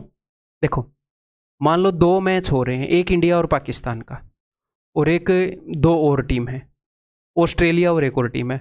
मैं बोलूं कि इंडिया के जीतने के कितने चांस है, आप बोलोगे सर इतने % है कुछ। फिर यहां पर बोलूं ऑस्ट्रेलिया के जीतने के कितने चांस है, आप बोलोगे इतने चांस है। अब मैं बोलूं कि इस चीज के कितने चांस है कि इंडिया भी जीत जाए और ऑस्ट्रेलिया भी जीत जाए। देखो, हो क्या क्या सकता है, हो सकता है कि इस मैच के अंदर इंडिया और पाकिस्तान में से कुछ भी एक जीत जाए, और इस मैच के अंदर अब आपका दिल तो दुखेगा, पाकिस्तान को जिता रहा हूं, बट मैच समझने के लिए तो भाई जिताना पड़ेगा। यहां पर ऑस्ट्रेलिया जीत जाए या दूसरी टीम जीत जाए, 4 आउटकम हो सकते हैं, इंडिया जीत जाए या पाकिस्तान जीत जाए, 2 आउटकम यहां पर पॉसिबल है, 2 आउटकम यहां पर पॉसिबल है, टोटल 4 आउटकम पॉसिबल है। और आप बोल रहे हो एक आउटकम कि यहां पर इंडिया जीत जाए, यहां पर ऑस्ट्रेलिया, उसके चांस कम हो जाएंगे। अभी भी समझ में नहीं आया तो टेंशन नहीं लेनी, और समझाऊंगा मैं आपको। देखो, मान लो इवेंट ए है, एक कॉइन के थ्रो करने पर गेटिंग ए हेड, और इवेंट बी है एक डाइस के थ्रो करने पर गेटिंग, आपने एक कॉइन थ्रो किया है और एक डाइस थ्रो करी है, गेटिंग ए कंपोजिट नंबर। तो इवेंट ए की प्रोबेबिलिटी क्या है, हेड आने की प्रोबेबिलिटी क्या है 1/2, और इवेंट बी की प्रोबेबिलिटी क्या है, इवेंट बी की प्रोबेबिलिटी है 2/6। कंपोजिट नंबर एक तो 4 है और एक 6 है, टोटल 6 आउटकम में से 2 हमारे फेवर में, 1/3। अब मैं बोलूं कि मैंने एक कॉइन उछाला है, एक डाइस उछाली है, तो क्या प्रोबेबिलिटी है कि इवेंट ए हो और इवेंट बी हो, कि जो मैंने कॉइन उछाला उस पर हेड आ जाए और जो मैंने डाइस उछाली उस पर कंपोजिट नंबर आ जाए। तो दोनों की प्रोबेबिलिटी को गुणा करोगे। कॉइन मतलब पहले वाला काम की प्रोबेबिलिटी है हाफ और दूसरे वाले काम की प्रोबेबिलिटी है 1/3, तो 1/6 प्रोबेबिलिटी है कि पहले पर हेड आ जाए और दूसरी डाइस के ऊपर कंपोजिट नंबर आ जाए। ठीक है, इसको एक बार और करके देखें, देखो करके देखते हैं, सैंपल स्पेस के ऊपर करके देखते हैं। देखो,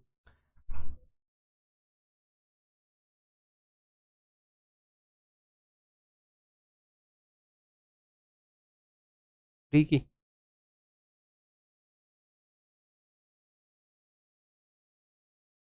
5-10 मिनट लग गएंगी क्लास के अंदर,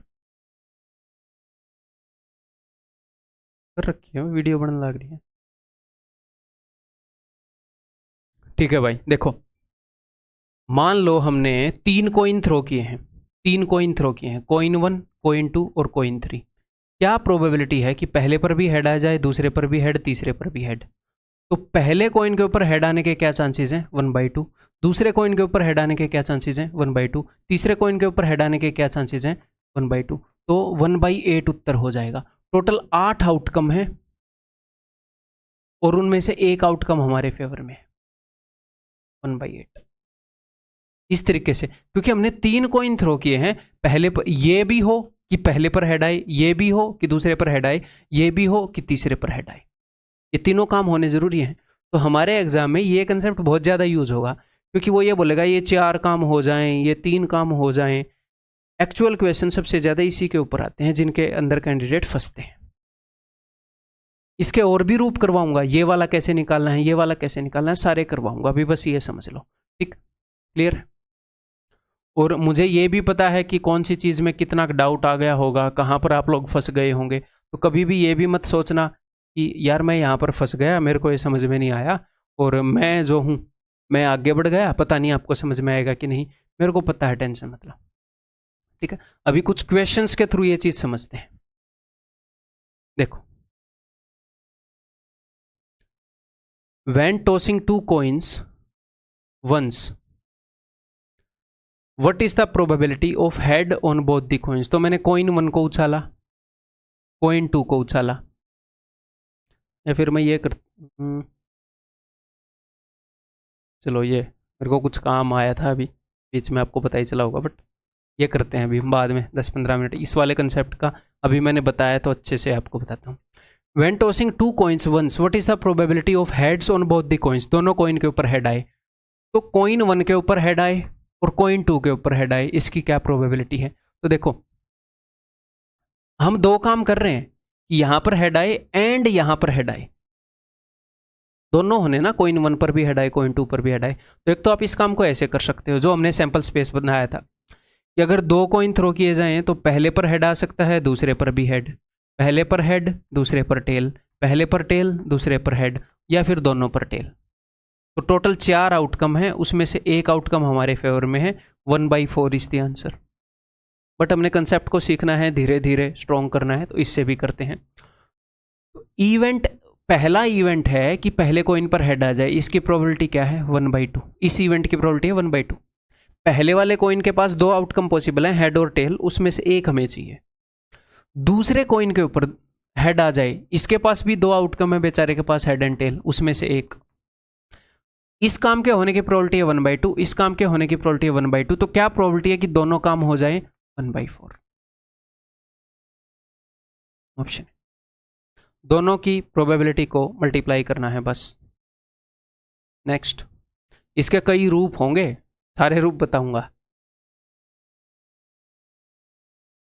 इतना भी हल्के में नहीं लेना कि अच्छा सिर्फ मल्टीप्लाई ही करना है।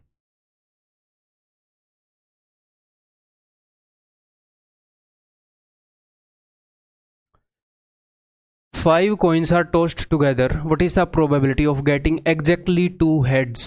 Exactly 2 हेड चाहिए हमें। अब देखो कितने कॉइन टॉस कर दिए? 5 कॉइन टॉस कर दिए। अगर मैं इस क्वेश्चन को करने लगूँ सैंपल स्पेस बनाकर, और क्या ये क्वेश्चन सर एग्जाम लेवल का है? बिल्कुल रिलेवेंट है। यहाँ पर तो मैंने 5 किए हैं, अभी 2022 वाले में हूँ, भाई साहब ने 10 काम कर दिए थे ऐसे ऐसे, यहाँ पर तो 5 है। तो सैंपल स्पेस बनाना पॉसिबल ही नहीं था, नहीं तो आपका पोता आपके साथ में आ जाता पेपर देने, आप तब तक सैंपल स्पेस बनाते रहते वहाँ पर। दादाजी आप सैंपल स्पेस ही बना रहे हो है? तो 5 कॉइन अगर टॉस किए हैं तो सैंपल स्पेस कैसे बनेगा कि हो सकता है कि 500 पर हेड आ जाए, अब हो सकता है एक पर टेल आ जाए, तो पहले पर टेल आ गया, फिर दूसरे पर टेल आ गया, फिर तीसरे पर टेल आ गया, फिर हो सकता है 2 पर टेल आ जाए तो उन 2 टेल को अरेंज करेंगे, फिर हो सकता है 3 पर टेल आ जाए, उन 3 टेल को अरेंज करेंगे, हो सकता है 4 पर टेल आ जाए, 4 टेल के जितने भी अरेंजमेंट लिखेंगे, फिर हो सकता है 5 पर टेल आ जाए तो 5 पर टेल। तो पहले कॉइन पर कितने आउटकम आ सकते हैं? कॉइन 1 पर 2, दूसरे कॉइन पर 2, ऐसे ऐसे करके टोटल 32 आउटकम पॉसिबल है। तो 32 आउटकम का सैंपल स्पेस बनाना पड़ेगा, विच इज नॉट वाइज। इसीलिए ये कंसेप्ट समझना जरूरी है। ठीक, चलिए जी देखते हैं। अब ध्यान से सुना, अब मुझे आपकी पूरी अटेंशन चाहिए यहाँ पर। तो उसने बोला है कि मैंने 5 कॉइन उछाले हैं और एग्जैक्टली 2 हेड चाहिए मुझे, तो उसको 2 कॉइन के ऊपर तो हेड चाहिए और बाकी के ऊपर उसको टेल चाहिए। ठीक, 5 कॉइन उछाले हैं, ये एक अलग से कॉइन उछाला, ये अलग से, ये अलग से, ये अलग से, ये अलग से। ठीक है, तो अब मेरी बात ध्यान से सुनना।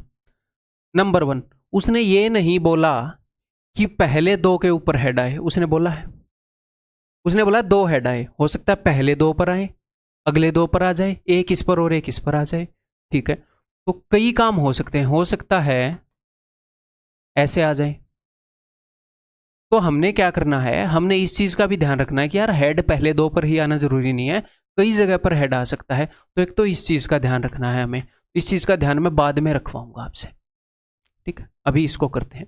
तो आपने एक कॉइन उछाला और उसके ऊपर हेड आए, इसकी क्या प्रोबेबिलिटी? आप बोलोगे सर 1/2। आपने कॉइन उछाला उसके ऊपर हेड आए, सर 1/2। एक कॉइन उछाला उसके ऊपर टेल आए, 1/2।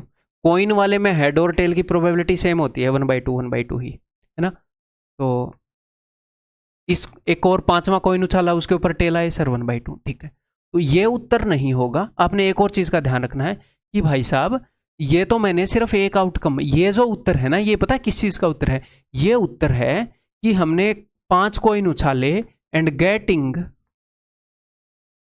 Head on first 2 coins and tail on rest coins, remaining coins. अगर मैं आपसे एक क्वेश्चन पूछता कि 5 कॉइन उछाल रहा हूं, पहले 2 पर हेड आ जाए और बाकी 3 पर टेल आ जाए, उसकी क्या प्रोबेबिलिटी होगी? तो उसकी ये प्रोबेबिलिटी होगी 1/32। तो लेकिन उसने ऐसा नहीं पूछा, उसने ये नहीं बोला कि हेड पहले दो पर ही आएगा, उसने बोला है कि भैया किन्हीं भी दो पर हेड आ जाए। तो अब मैं क्या करूंगा, अब मैं इसको गुणा करूंगा किस चीज से, कि हेड को हो सकता है मैं पहली दो पर रख दूं, अगली दो पर रख दूं, इन दो के ऊपर रख दूं, मैं किन्हीं भी जगह पर हेड को रख सकता हूं। तो टोटल कितनी अरेंजमेंट्स हो सकती हैं, टोटल कितनी अरेंजमेंट्स हो सकती हैं? 5 में से 2 जगह पर हेड आए तो आप ये बोल सकते हो सर 5C2। 5 में से 2 जगह छांटने के जितने भी तरीके हैं 5C2 लिख दो।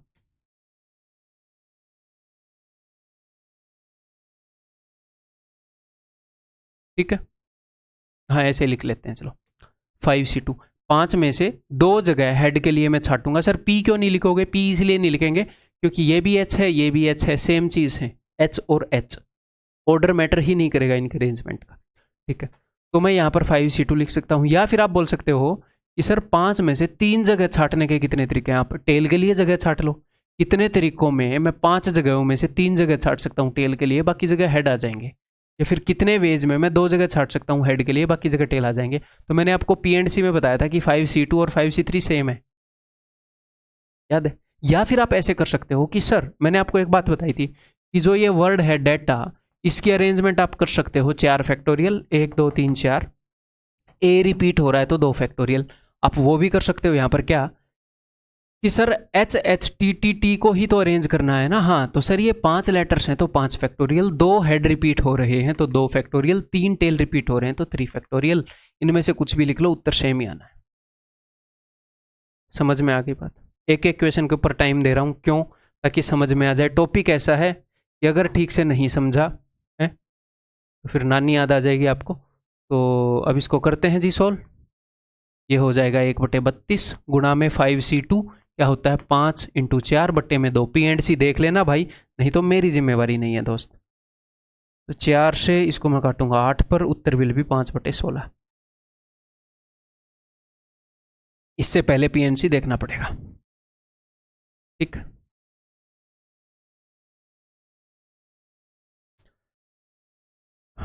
ये देखो, there are 15 boys and 10 girls in a class if 3 students are selected at random. अब मैं हर एक क्वेश्चन को करने के 2-2 तरीके आपको बताऊंगा, हर एक क्वेश्चन को करने के। ठीक है, दोनों आपको समझने हैं। एक अपना फॉर्मूला वाला तरीका बताऊंगा, एक दूसरा तरीका अंडरस्टैंडिंग वाला बताऊंगा। दोनों समझने हैं, दोनों पर ध्यान देना, बड़े ही प्यार से बताऊंगा, कोई कंफ्यूजन नहीं होगा। There are 15 boys and 10 girls in a class if 3 students are selected. 3 student छांटने हैं at random. What is the probability that 1 girl and 2 boys are selected. एक गर्ल छांटनी है, 2 बॉय छांटने हैं।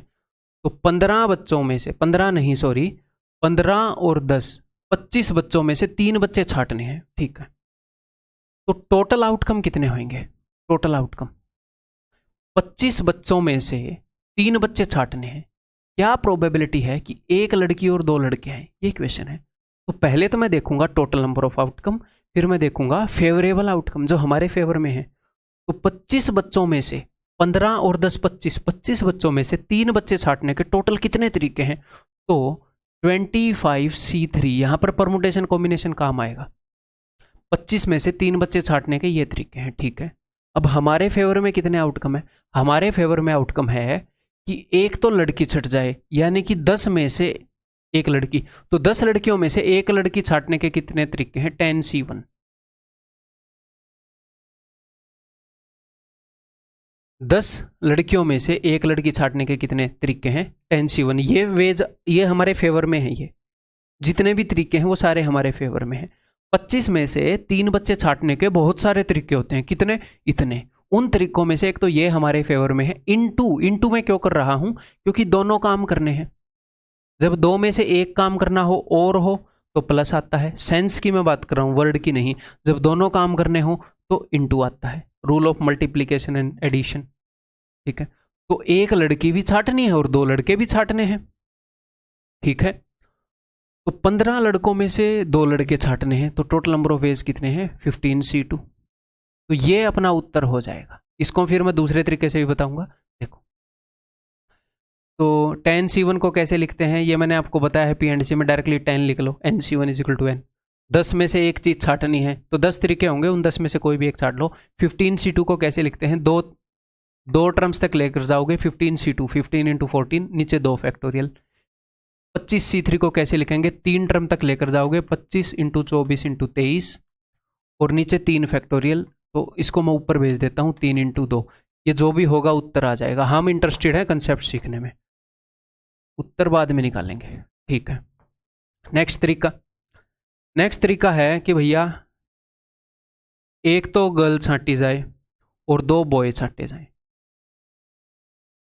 हमने 3 बंदे छांटने हैं, क्या प्रोबेबिलिटी है कि एक गर्ल छांटी जाए और 2 बॉय छांटे जाए, ठीक है, ओके, यही है ना, हाँ जी। 3 काम करने हैं, 3 काम क्या करने हैं, एक गर्ल छांटनी है, फिर एक और काम है एक बॉय छांटना है, फिर एक और काम है एक बॉय छांटना है। तो मान लो इनको आप कैसे भी लिख लो, आप बोलोगे सर आपने पहले जी क्यों लिखा बाद में बी क्यों लिखा, आप कैसे भी लिख सकते हो, कोई दिक्कत ही नहीं है। मैं क्लास में गया, मेरे पास एक ही काम है, क्या काम है कि मेरे को एक गर्ल छांटनी है। टोटल कितने बच्चे बैठे हैं सामने मेरे सामने, मैं वहां से एक बच्चा उठाऊंगा, रैंडमली एक बच्चा उठाऊंगा, क्या प्रोबेबिलिटी है कि वो गर्ल हो। तो टोटल 25 बच्चे हैं, उसमें से 10 गर्ल हैं। तो ये 3 काम करने हैं, एक गर्ल छांटनी है एंड एक बॉय छांटना है एंड एक बॉय छांटना है, ये 3 काम करने हैं। तो तीनों की प्रोबेबिलिटी को मल्टीप्लाई करूंगा। तो अगर मैं क्लास में से एक बच्चा छांट रहा हूं, क्या प्रोबेबिलिटी है कि वो गर्ल हो, आप बोलोगे सर 10/25, टोटल 25 बच्चे हैं उसमें से 10 गर्ल है, ठीक है। अब मैंने एक लड़की छांट ली, वो आ गई यहां पर, ठीक है। अब टोटल बच्चे कितने बच गए, 24। क्या प्रोबेबिलिटी है कि वो बॉय हो, आप बोलोगे सर 15 बॉय हैं और टोटल 24 बच्चे बचे हैं। सर 24 क्यों बचे, क्योंकि एक गर्ल हमने छांट ली है। अब टोटल बच्चे बच गए 23। हमने तीनों काम करने हैं ना, ये भी और ये भी, तो मैंने मान लिया कि ये हो गया, इसके होने की ये प्रोबेबिलिटी है, ये हो गया इसके होने की ये प्रोबेबिलिटी है। और मान लो ये हो गया तो उसके बाद इसके होने की कितनी प्रोबेबिलिटी होगी, ये हो गया उसके बाद इसके होने की क्या प्रोबेबिलिटी, ये होने के बाद, क्योंकि तीनों करने हैं। तो ये हो गया तो एक बच्चा कम हो जाएगा, ठीक है। तो सर जो बॉयज हैं वो 14 हो जाएंगे। आपने 2 बंदे छांट लिए तो 23 तो पूरी क्लास में बच गए, और एक बॉय आपने यहाँ पे छांट लिया तो 14 हो गए। जब आप ऐसे करते हो ना क्वेश्चन को, तो बाद में आपको इनकी अरेंजमेंट और करनी पड़ती है। जब आप फॉर्मूले से क्वेश्चन को करोगे तो अरेंजमेंट अलग से नहीं करनी पड़ेगी, यहां पर अरेंजमेंट करनी पड़ेगी। क्या अरेंजमेंट सर, देखो गर्ल को आप पहले भी छांट सकते थे, बाद में 2 बॉय। हो सकता है ना कि गर्ल बीच में छांटी जाए, ऐसे होए, पहले बॉय छांटा जाए फिर गर्ल फिर बॉय, ये भी तो हमारे फेवर में होएगा। एक लड़की 2 लड़के तो अभी भी छांटे गए, उसने ये थोड़ी बोला है कि पहले पर लड़की छांटी जाए बाकी 2 बॉय छांटे जाए, तो उसने नहीं बोला। ऐसे भी हो सकता है कि गर्ल लास्ट में छांटी जाए, तो गर्ल पहले पर भी आ सकती है, दूसरे पर भी आ सकती है, तीसरे पर भी आ सकती है। 3 ही अरेंजमेंट पॉसिबल है। या फिर आप ये कर लो कि 3 जगह में से एक गर्ल लड़की के लिए छांटनी है, 3C1, फिर भी 3 ही आएगा। या फिर आप ये कर लो GBB, इनको अरेंज करना है, 3 चीजें हैं, 3 फैक्टोरियल, 3 चीजें हैं और 2 भी रिपीट हो रहे हैं, 2 फैक्टोरियल, तो भी सेम ही आएगा, ठीक है। आपने यहां पर जो लेटर लिखना है वो लिखना है कि इस चीज को छांटने का क्राइटेरिया क्या है। क्राइटेरिया क्या है कि एक गर्ल हो, G लिख दो। इसको छांटने का क्राइटेरिया क्या है कि बॉय हो, B। इसको छांटने का भी सेम ही क्राइटेरिया है ना, बॉय हो, हाँ B, तो B, तो B और B सेम माने जाएंगे, ठीक है। ऐसे कर लो, ऐसे कर लो, ऐसे कर लो, उत्तर सेम ही आना। अब हम कैलकुलेट करके देख लेते हैं भाई।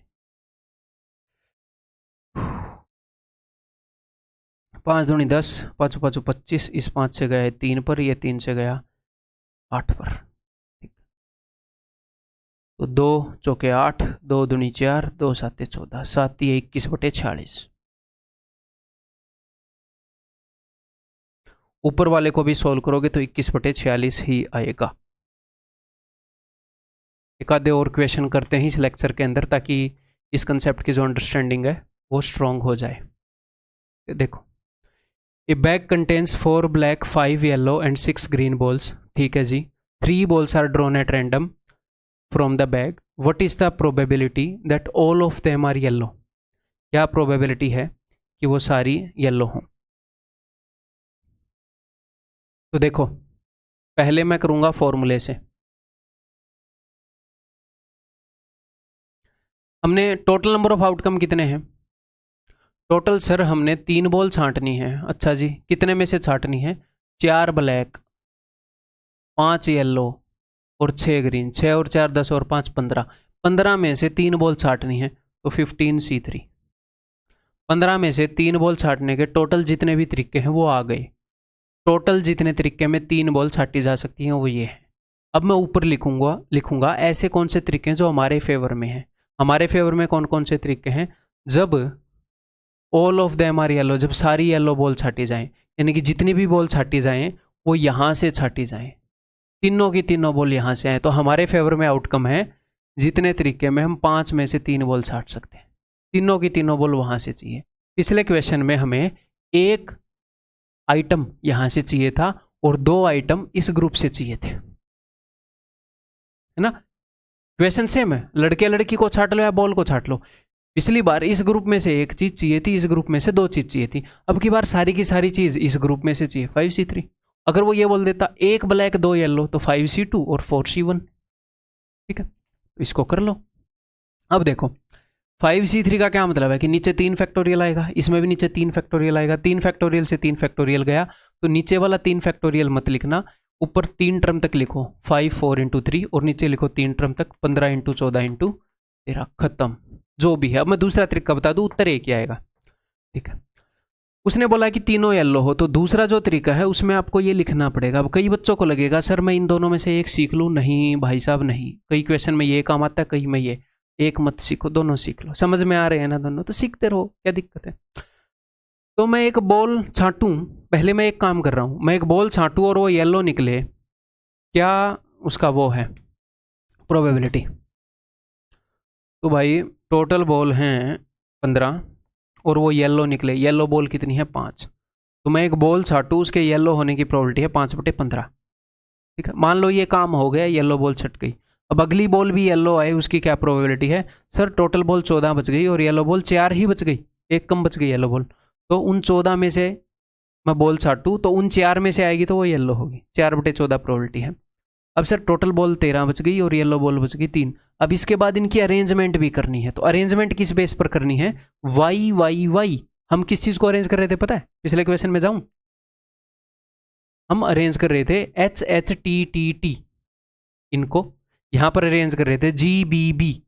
जो हमारे सिलेक्शन का क्राइटेरिया है उसको मैंने एक लेटर का नाम दे दिया और मैं उस लेटर्स को अरेंज कर रहा हूं बस।